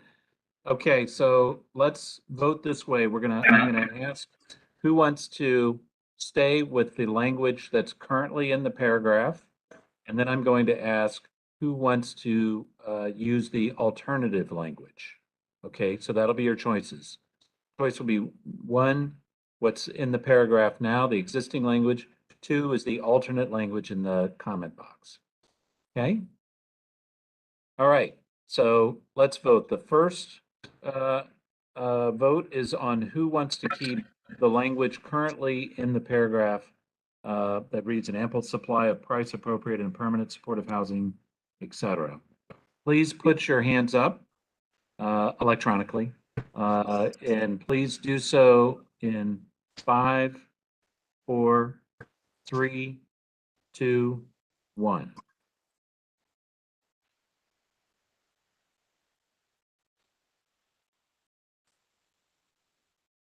Okay, I count 5 votes for the existing language.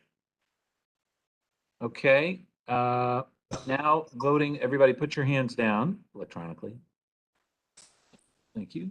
And now let's vote who wants the alternative language as proposed by Michelle. Please vote in 5, 4, 3, 2, 1.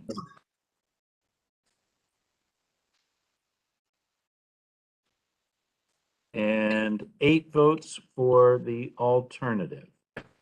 So the alternative language is incorporated. Okay, so let's now go to the second item. And Michelle, did you want to speak to your alternative language there? Sure. So our problem with this was pretty simple. We already have some committed affordable units that we think should be preserved. We don't think that preservation should be limited only to those under 80%. Right now, those may end up being market rate. However, if our incomes are stagnant, but housing prices go up, which isn't a crazy thought, maybe that doesn't hold true. But just as a matter of principle, why would we not want to preserve something that we already have? Why wouldn't we want to start off, at least as we've heard, this is a negotiation.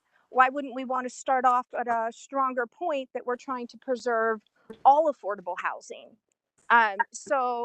Additionally, maybe 100 and 100 to 20% is market rate. But remember, we're also giving up everything from 100 to 80% there too. So, it's just unnecessary. The goal should be to preserve. And then if at some point the county does something different, then that could be taken up when the county acts. But right now, why would we want to give something up? Okay, thank you, Michelle. Any comments or questions from staff or other task force members on the proposed change? And David, I don't know if you wanted to address this first, but Well, yeah, I guess I do. Please. I don't understand the argument at all. Um, the goal is not to, again, the same issue with the first item. The goal is not to preserve things that aren't even in existence. Okay, we've got 120% in the rules now. It's going to go away, and I think 80% and below is where the most good can be done for preservation. Okay, thank you, David. Other comments from task force members or staff or questions? This is Bill Malin again. Just to reiterate Bill. what Graham Owen had said earlier, the language provided here in the first bullet point is the language from the Preservation Task Force guidance. So that's why we chose to provide this language here, provides guidance specific to Reston, but it mirrors what the Preservation Task Force has recommended. That language you have to be incorporated in as a planning document, but it's that same language. Okay, thanks, Bill. Supervisor Alcorn. Yeah, Tom. Just wanted to echo that from the standpoint of the housing department, is that we fully support the language as it is for those reasons. Okay, thank you, Tom. Any other comments? Yes, I would like to comment, please. This Oh, is yes, Tammy. please, Tammy. I listened carefully to what Michelle's concern is, and I understand and empathize and respect the staff and the work that's been done on this preservation policy. We are in absolutely crazy economic times where the costs of housing are off the chart. So the AMI issues, we know this is not up for debate, that incomes have stagnated. So I think that Michelle makes perfect sense here. And why wouldn't you have this safety net language that Jen and Michelle have crafted? It just seems commonsensical. Thank you. Thank you, Tammy. And Michelle, do I see your hand up too? Oh, sorry, I must not have taken it off. Okay. No, I mean, I have nothing else to say. I mean, I think everyone shares the goal that any new affordable housing is going to be at certainly lower levels. I mean, we've already discussed as a task force, we really want to focus on under 60%. That's where we need to be creating new affordable housing. But this is the preservation. And I don't think that we should, in this text, give up something that has already been committed. Right. Okay. All right. Thank you, Michelle. Any other comments before we vote? Okay. All right. Then everyone, electronic hands down. Michelle, your hand's still up, actually. All right. Very good. Okay, so there'll be two options, just like last time. The first vote will be to keep the existing language. The second vote will be to go with the alternative language in the comment box. If I may, there's no alternative language, it's delete. Oh, it's to It was delete. not Thank you. suggested alternative language is to either keep or delete. Okay. Is there alternative language? Because There's not alternative. We don't want to give up preserving Right. existing. So what we put in there was maintain and preserve all ALL existing market. So under number 1, preservation, what we had suggested is maintain and preserve all. The word all put there. That's Thanks for that clarification, Jen. Yeah, thank you. Thank you, Lynn. All right, that makes. Jennifer, where is all? so under number 1, it says preservation, and it would say maintain and preserve all. There we go. In all caps. And highlighted. Now it's in all caps. Yeah. There we go. Perfect. Thank you. Okay, so then the vote will be this. First would be to retain the language as previously basically retain the bullet. And then the second option would be delete the bullet and include all as shown in red all caps. Okay, has everybody got that? Yes. Okay, so if you want to keep the bullet as is, then raise your electronic hand in 5, 4, 3, 2, 1.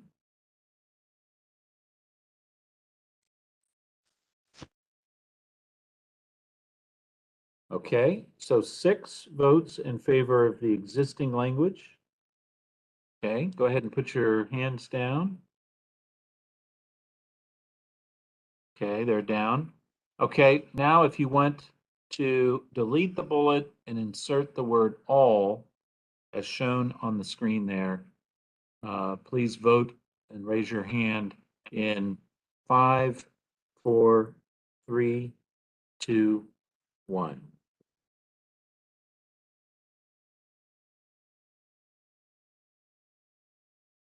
Okay, 7 votes.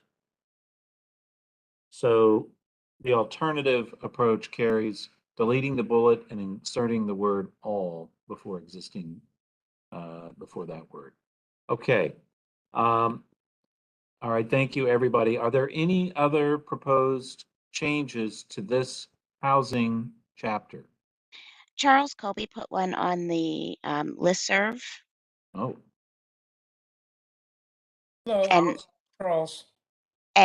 you had 6 words that you wanted to add. And Bill, if you could scroll down to the section on where it says Embry Rucker, that bullet point where it has, yeah. And so it's number 3, bullet point 1. And Charles, if you want to put in your 6 words. Sure. Let me see if I can find those. The gist of it is just to expand that a little to include people who have very low incomes and work in the Reston area. And my concern is that we have people who are currently homeless and they're actually living in the town center north area. And we're going to probably have to, ultimately, someone's going to have to remove that community. But I just want to ensure that we have people who actually are just working in the area and not necessarily, in a transitional stage or having some other kind of issue that leaves them homeless, but more just people now who simply can't afford even what we would call affordable housing and take care of their needs. Let's see, I'm looking for my specific words. Just bear with me. Sorry, I should have been had those. Bill, do you have that language, Bill? No, I'm sorry, I do not have that language. Yep, I got it. Bill, I put it in the chat so you can copy and paste it so Good. people could see. Excellent, yeah. So adding the words and individuals who work in Reston but cannot afford permanent housing. Where does this come after, Charles? After extremely low income individuals and families? I'm not sure where you're inserting This this would at. come after, let's see, you have including those transitioning from homelessness and adding it after the word homelessness.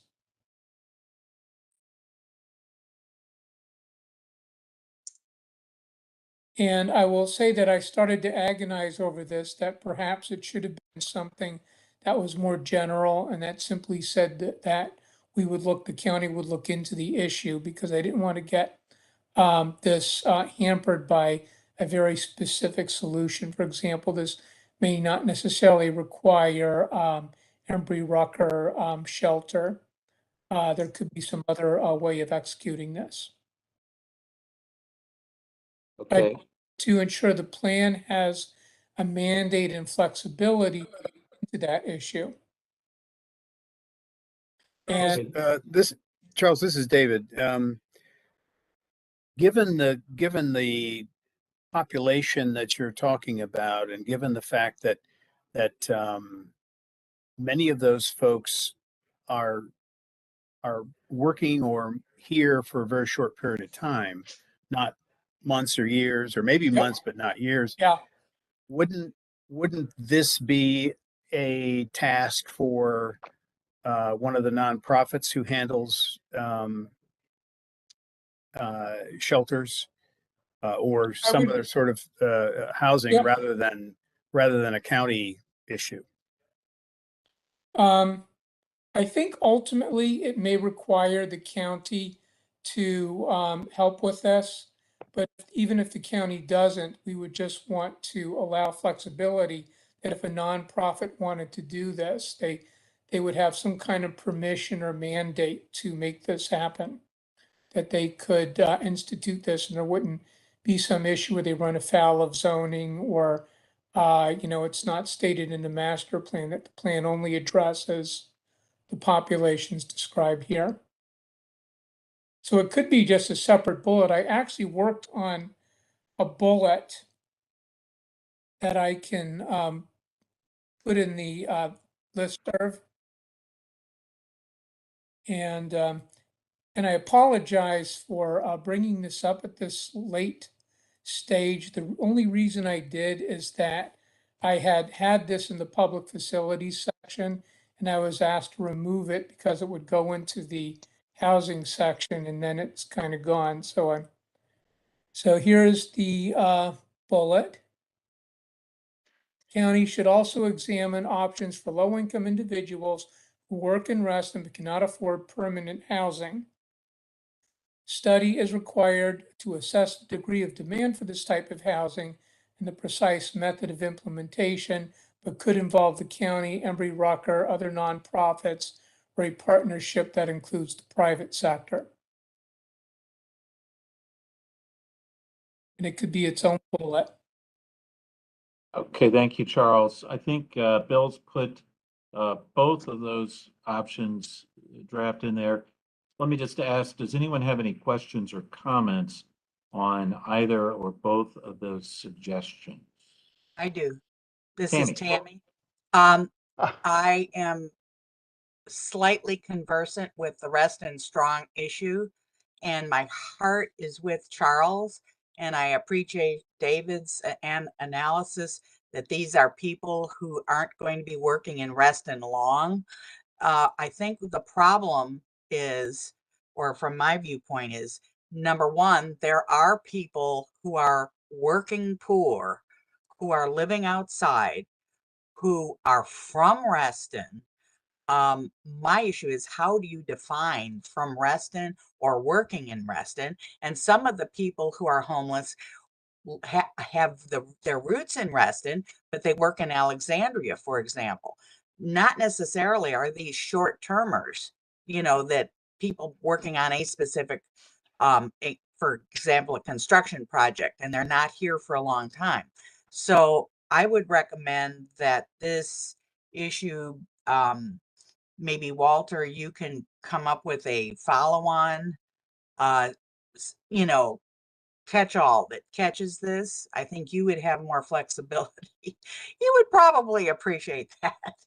But if my heart is with you as far as the need. So, and the Embry-Rucker, when is that going to be built? How long is this in the future? And the need is critical now. I wouldn't necessarily, that's why I had this second thought. I don't Right. necessarily is required to be tied to Embry-Rucker. So I actually like the second paragraph better. I just tried to keep it broad and that study is required. But I think that somewhere we're going to have to address this because there is a lot of controversy surrounding. And at some point, you're going to have to show up with the police and ready for construction. So I want to just say that we've thought about this issue and addressed it. I know the people who might come from Alexandria, for example, but I myself came from Vienna, but I have a home. Charles, these are people with roots in Reston who commute to Alexandria and back Oh, to Reston. They're not Alexandrians, but you bring up oh, I a see very what you're good saying. point Mhm. that the 6 shelters in Reston exchange people depending on where there are openings. So I think what you were trying to do, to your credit, was providing Reston for people with Reston roots who are anchored here. Their mental stability is Restonian. And that's what I think you had in mind. I'm a little bit afraid of the legality of being very specific with that. So that's why I think more perhaps a follow-on motion might be a better solution. I don't know. Thanks. I mean, that's not even a bad idea if we Walter, could, yeah. Yes. Walter, didn't you have a board matter recently that covers some of this?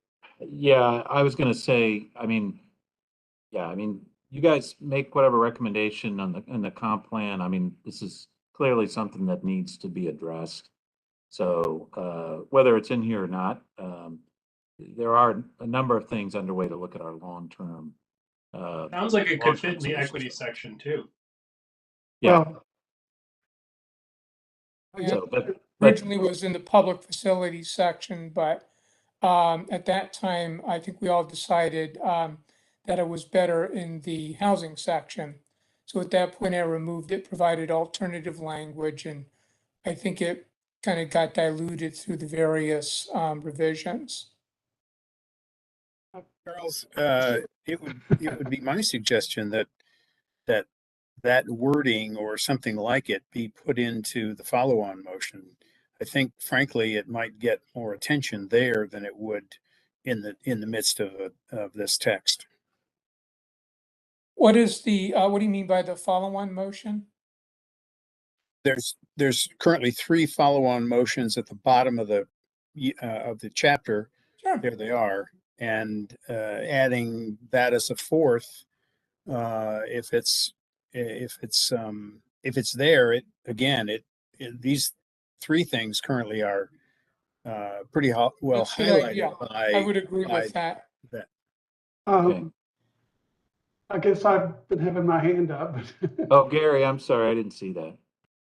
I guess there's a lot of concern with this in the sense, this is kind of a temporary solution that would be a long-term solution. It wouldn't provide the adequate support to homeless. It would probably not result in less homeless, but more homeless.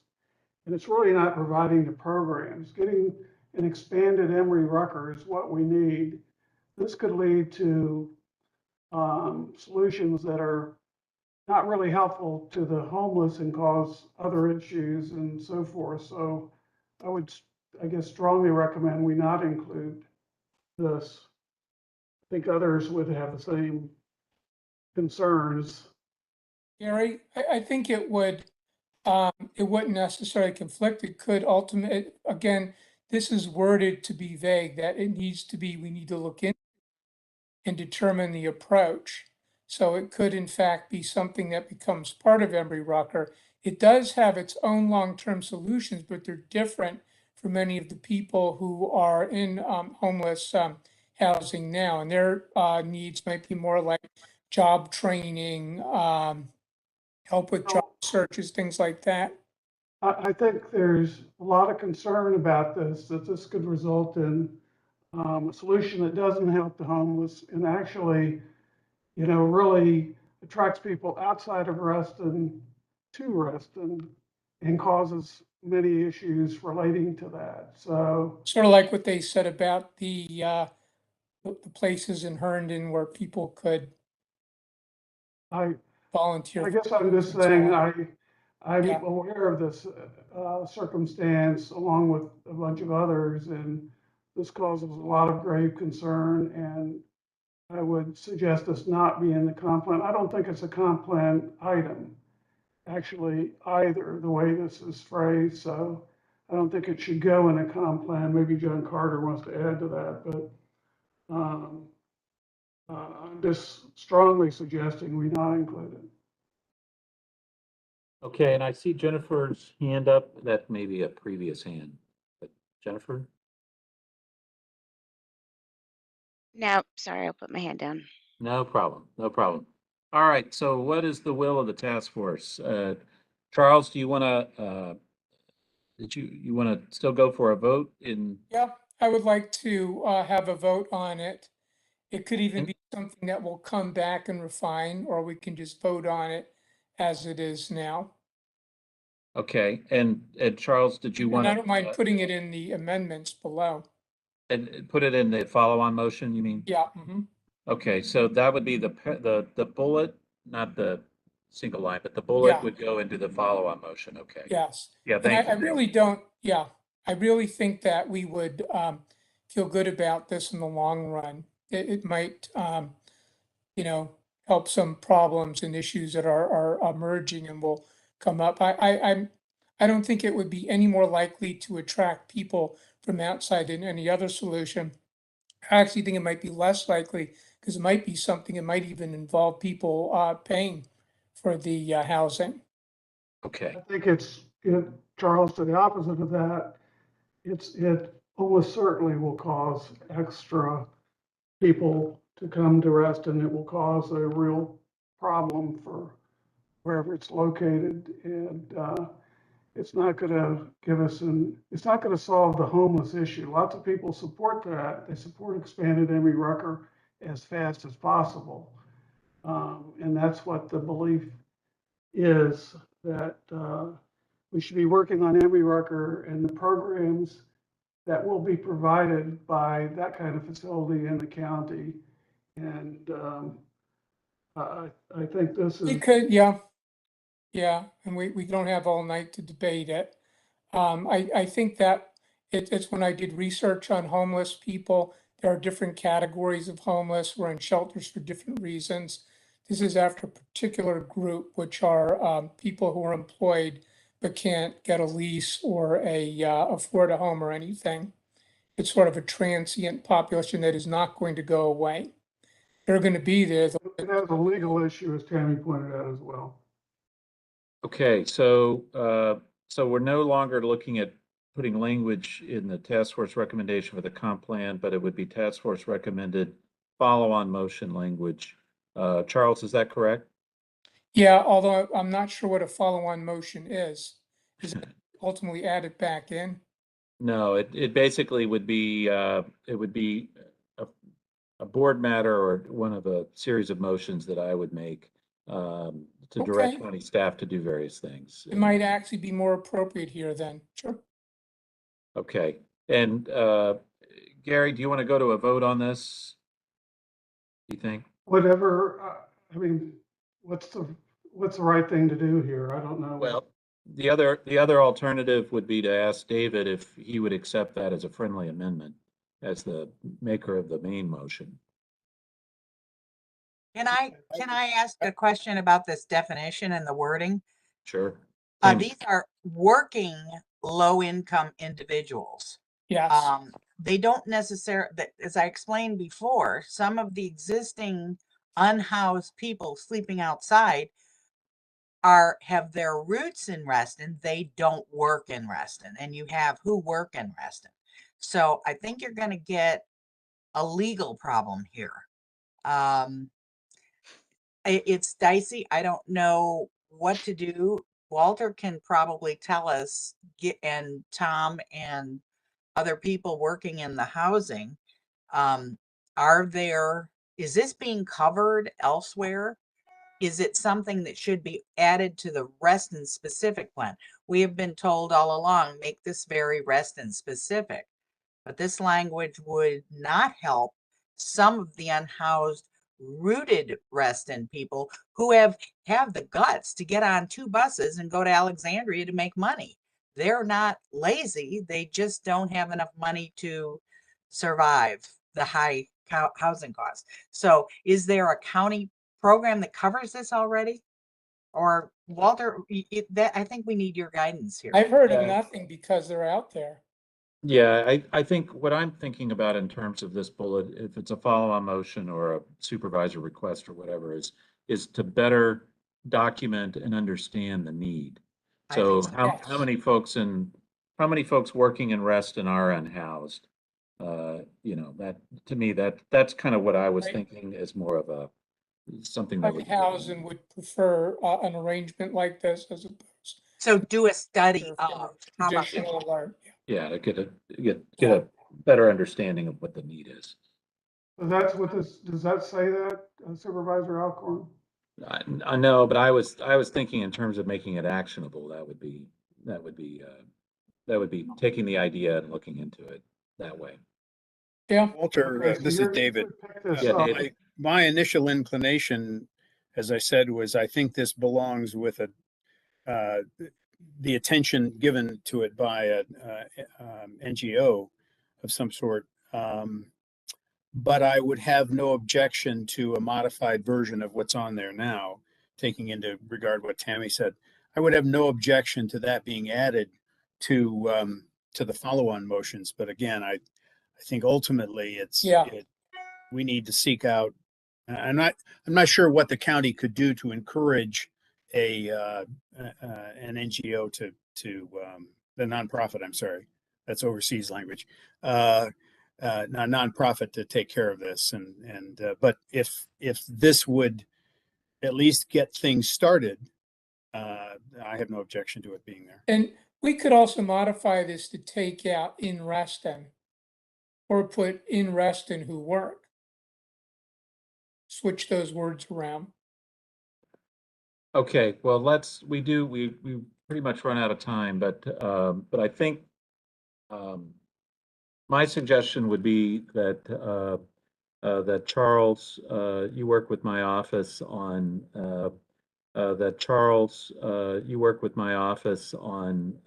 some possible language for a follow-on motion, and then that would be included under consideration in the final package. So, and everyone can look Okay. at it again. So that would be my I'll recommendation. go ahead and do that. Thank you. Okay, all right. So,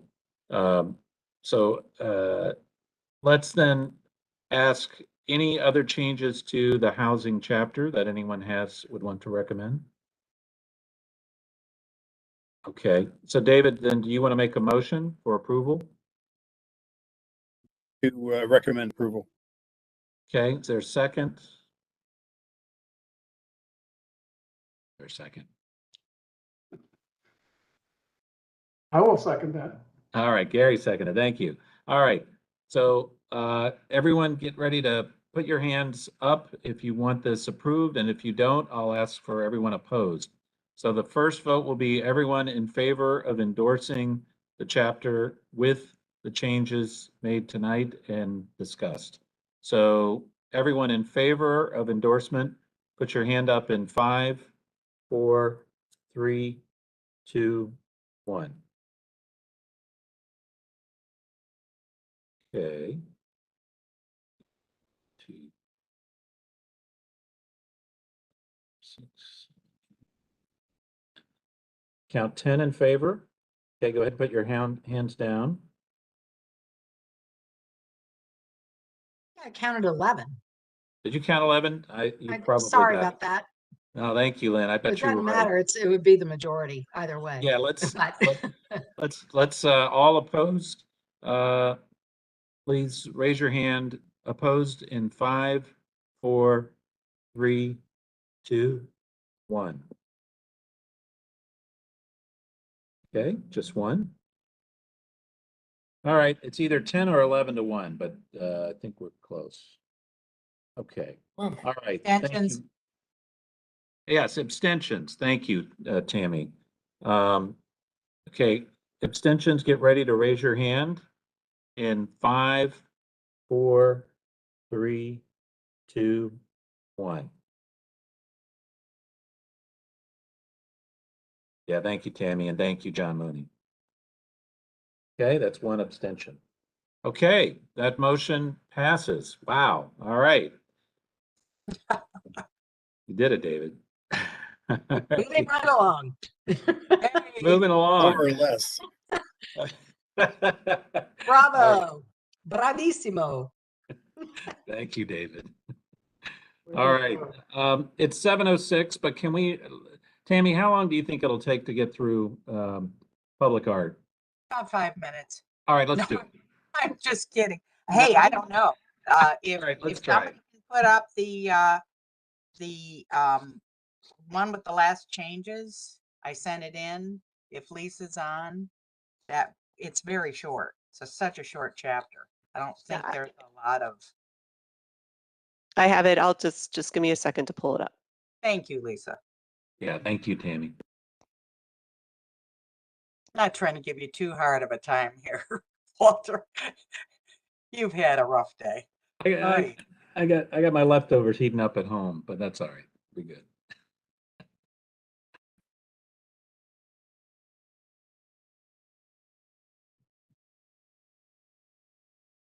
Okay. The yellow are changes from the last time, and they were for specific reasons. I don't think it changes the Lisa, if you can make this go down so we see more of the document. Thank you. The first one is developers, well, you all can read it, will coordinate with the Public Art Reston to assure they make they meet the Reston Public Art Master Plan criterion. That is not rocket science. That's what public art is all about. So is there any conversation about that wording? All right, can we go to the next place where we see yellow?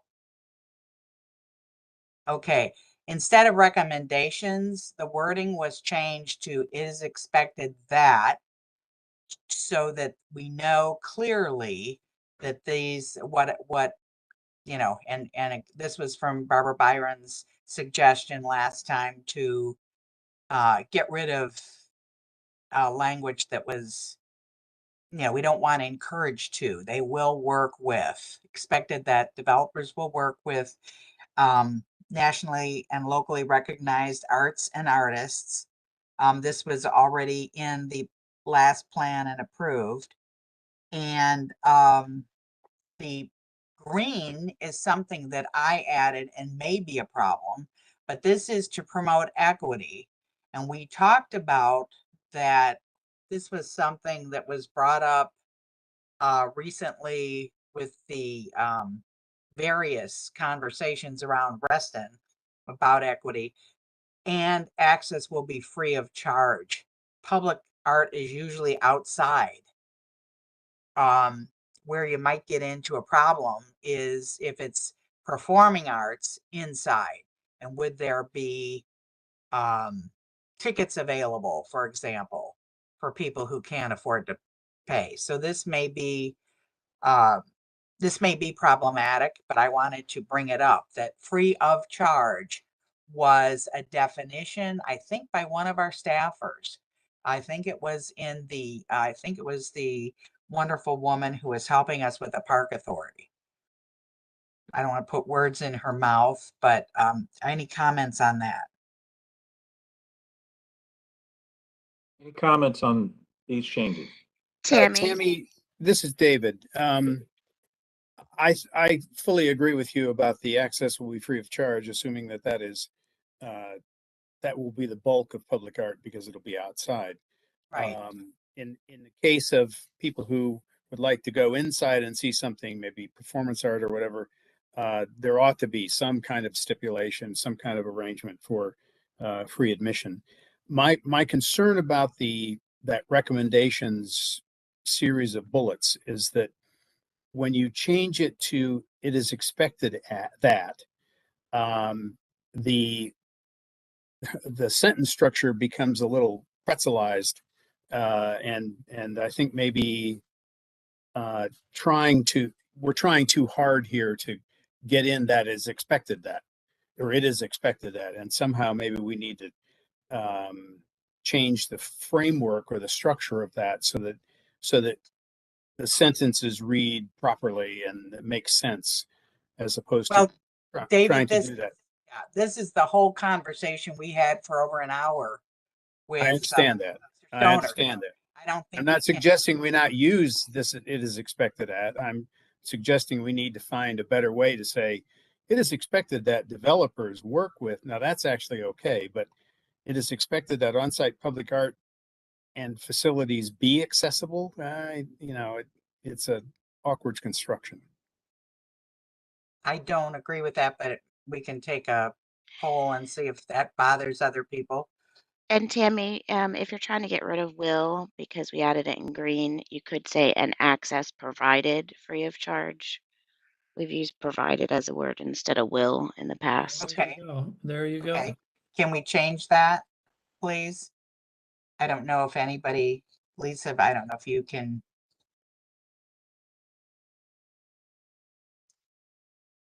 In the first bullet, if that can, or first under recommendations, if you can say, Jen, do you want to repeat that? Access will be provided free of charge. How do you want to? Jen, can you repeat what you just said?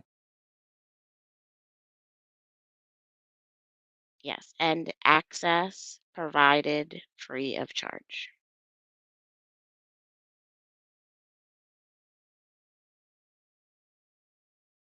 Thank you so much.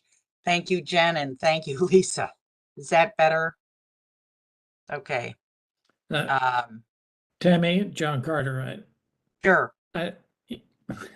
It's again, it is expected. What is it? Why can't it just be recommendations? I'm fine with that if the task force agrees with that. I changed it based on Barbara Byron's last instruction. We have a difference. We've had this discussion. John, I'm fine with that. I just don't like the The one. Yeah. ideas are here. It's how can we Good change? recommendations. Yeah, that's fine. I don't have a problem with that. On-site public art, Jen, how do we change that? Access to on-site public art, how do we change that to Provided on provide site. on, how about that? Provide Provide. on-site public art and public facilities and cultural facilities that are accessible by all four persons? Provide. Yep, that works.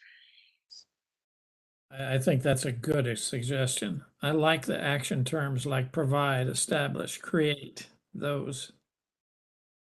Thank you. Lisa, you're a peach. Thank you. To be accessible by all. Would that be better?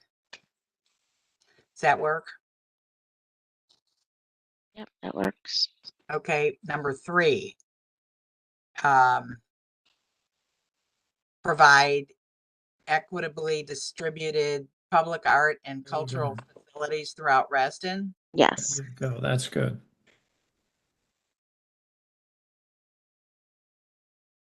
And another word I don't like, it's not even a word, and or. I don't like that. Is it and or is it or? I should be flayed for having that in my chapter, right, John? With Should be and, shouldn't it? yes. Or. Let's just get it the slash or get rid of that in the second, line there.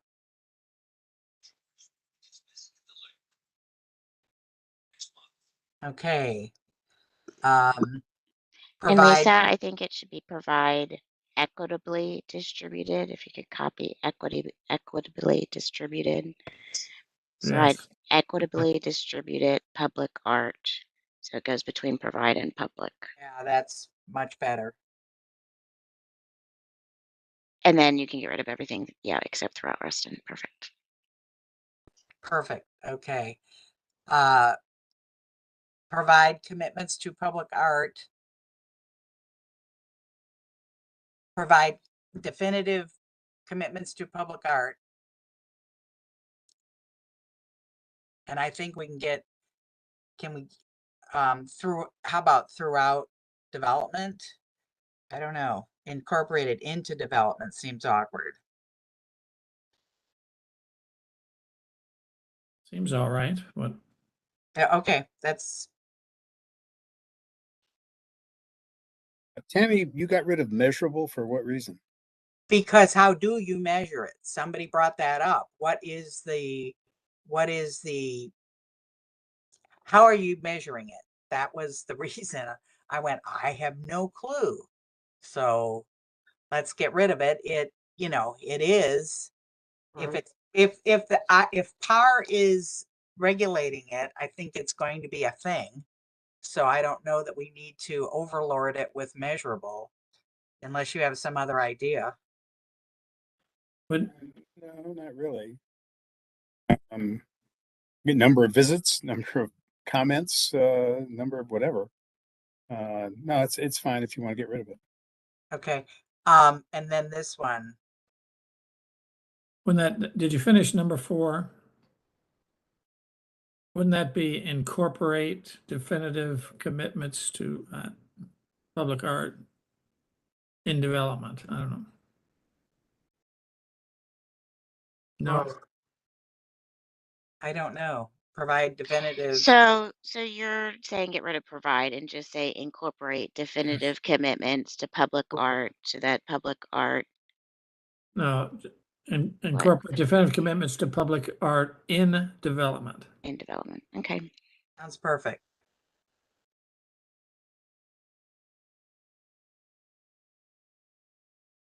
You just think you're better with these action-oriented words and shorter sentences. Thank you. Appreciate it. Incorporate definitive commitments to public art. Is that what you Just wanted? change the word provide to incorporate. Right. And into to in.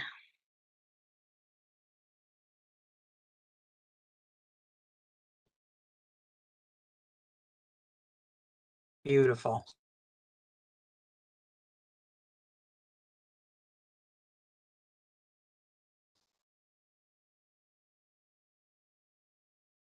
I think just getting rid of that helps as corrected there. If anybody has an improvement, that would be wonderful. For the first bullet.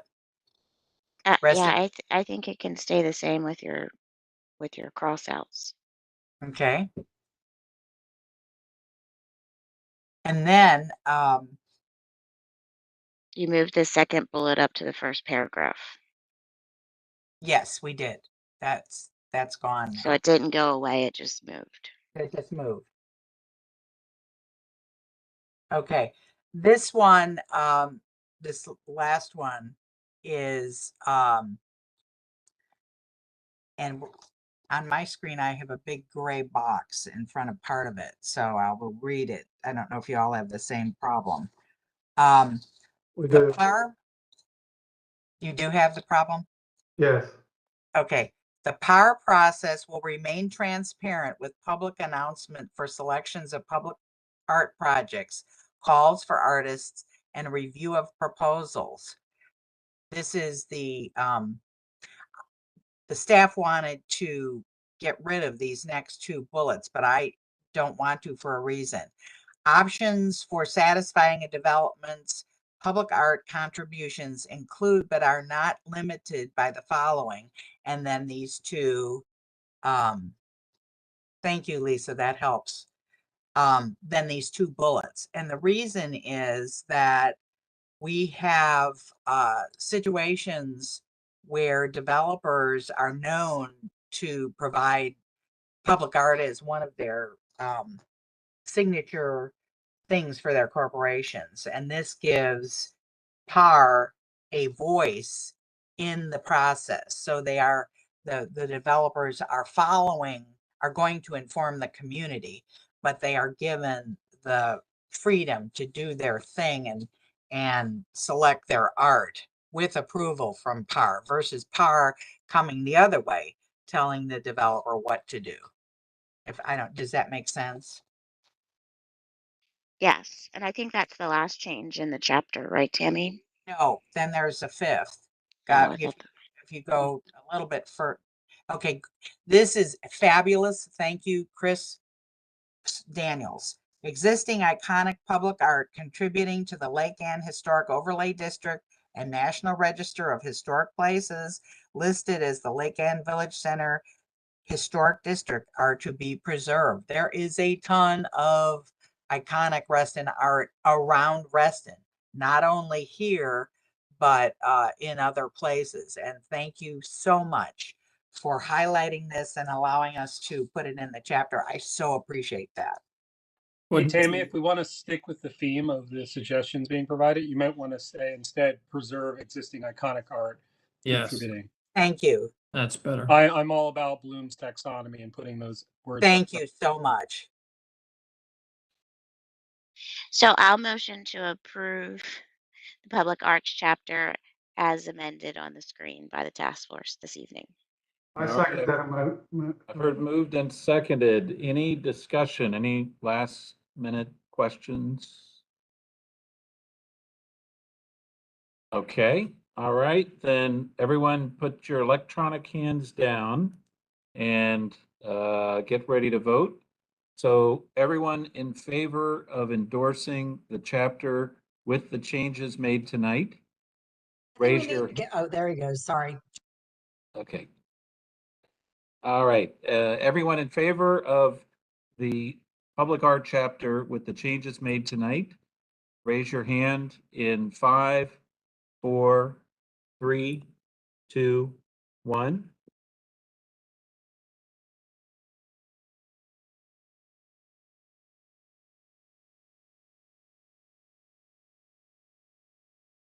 I think I count 12 in favor.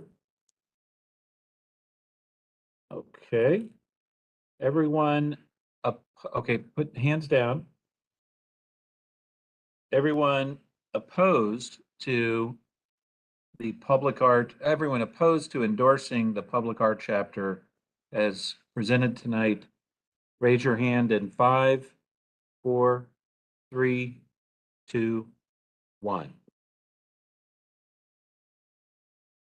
Okay, I see none opposed.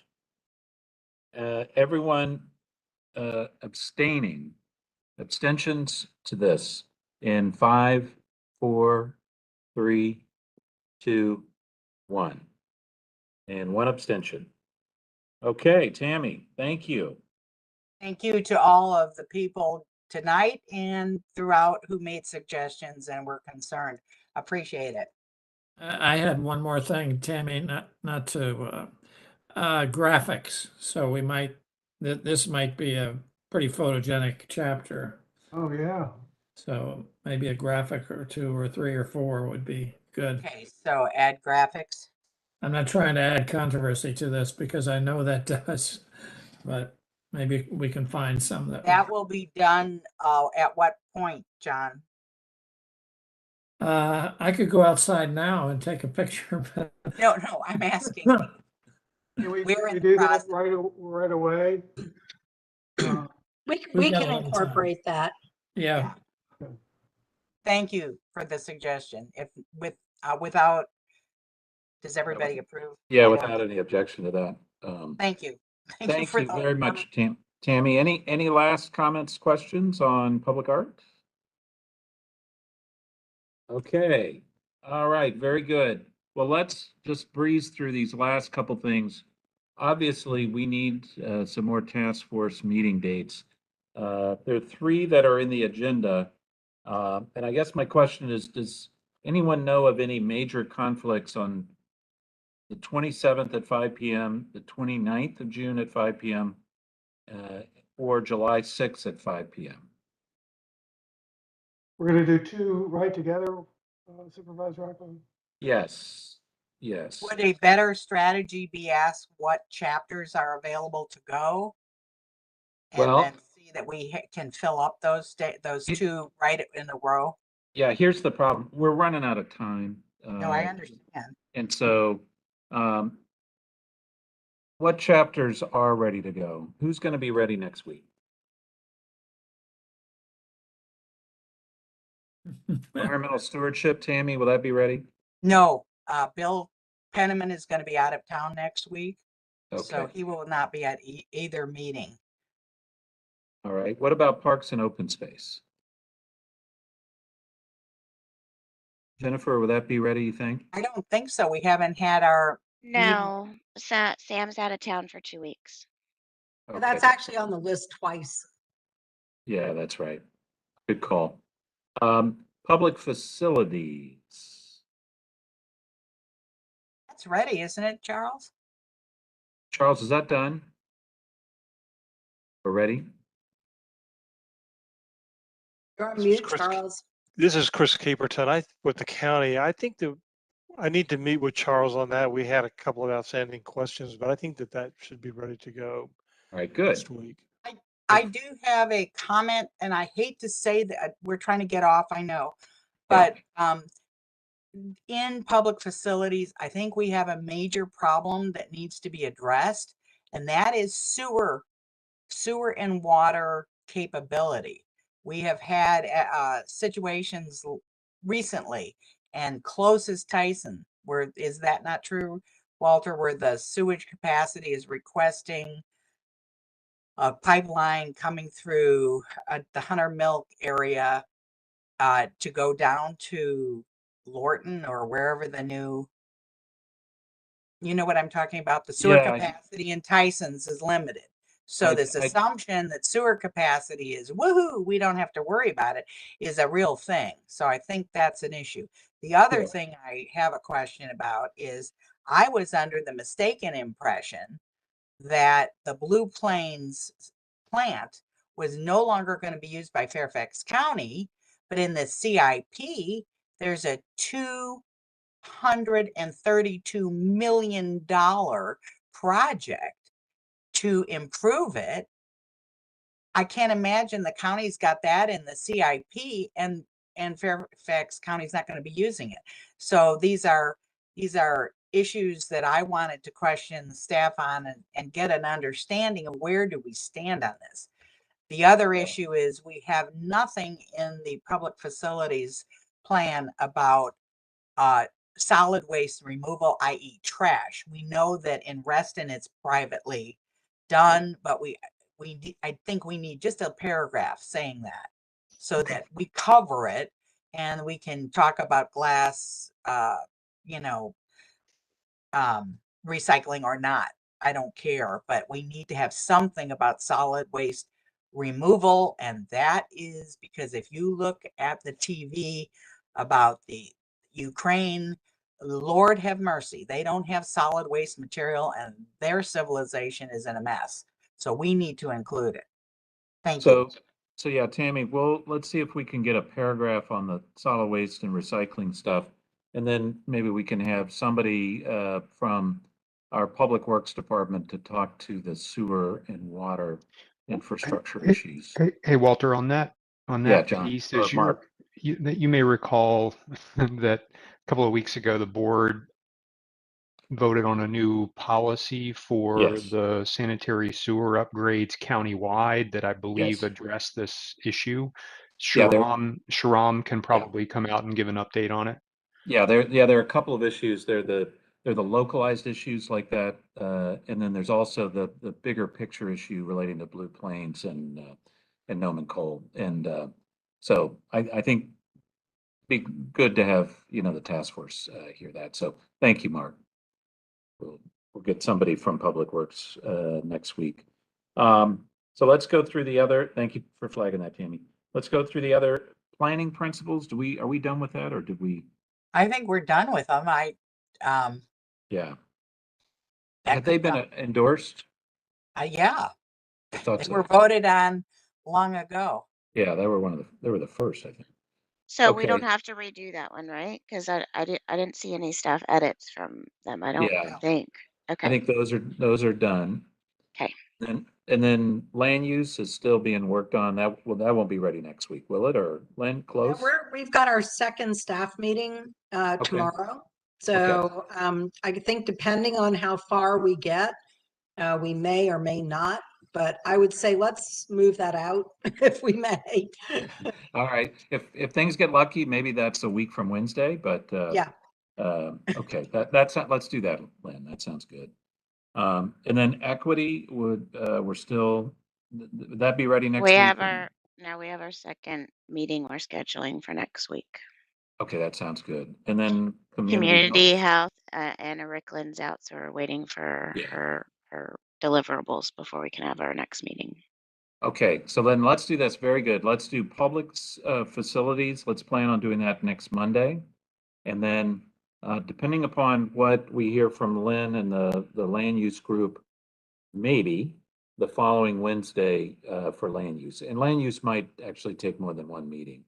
So, but Lynn, let's coordinate that after your Wednesday meeting. that sounds like a plan. Yeah, I think you're right, Walter. I think given the volume of information there, you're right. It's going to take That's a probably two. couple. Yeah. Yeah. Okay. All right. I wonder if Mooney would be willing to come back and show us the grid of streets from transportation that we didn't address. Yeah, I think that's one of the items for any last amendments. Or Jennifer, was that? I really don't want to bring I don't want to transportation. open up the chapter back up, but Mooney had Yeah. mentioned last week that staff had a bunch of things in yellow on the grid of streets that were things that they had submitted that we hadn't submitted. And there Okay. was enough discussion on the task force this week that I thought everyone should be on the same page as to what is in the transportation section. Okay. All right. I So just, Real quickly, Walter, yes, John Carter and I have talked about going over the grid of streets and analyzing it. I've been in conversations with John Okay. King. Let us report next week how and when we might best do that. Okay, that sounds good. Okay. great. Thank you, And- Mooney. Appreciate it. Okay, very good. All right. Okay, and I What think about that's urban it. density? Is that being put I think off? that's being held until basically we get through at least land use and Okay. the other items. I think Thank that's you. kind of the last one. But thank you, Tammy. Okay, all right. So I think we know our next steps. We're knocking these off one at a time, mostly. And anyway, any other comments, issues before we wrap up tonight? And Okay. Walter, you are going to invite Public Works to talk to us next week, right? Yes, that's right. That's Okay. right. We will. And we'll have somebody. So thank you for that reminder. Thank you, everybody. Everyone go have dinner now. Bye. Thank you. Good night. Yeah. Right. Bye-bye.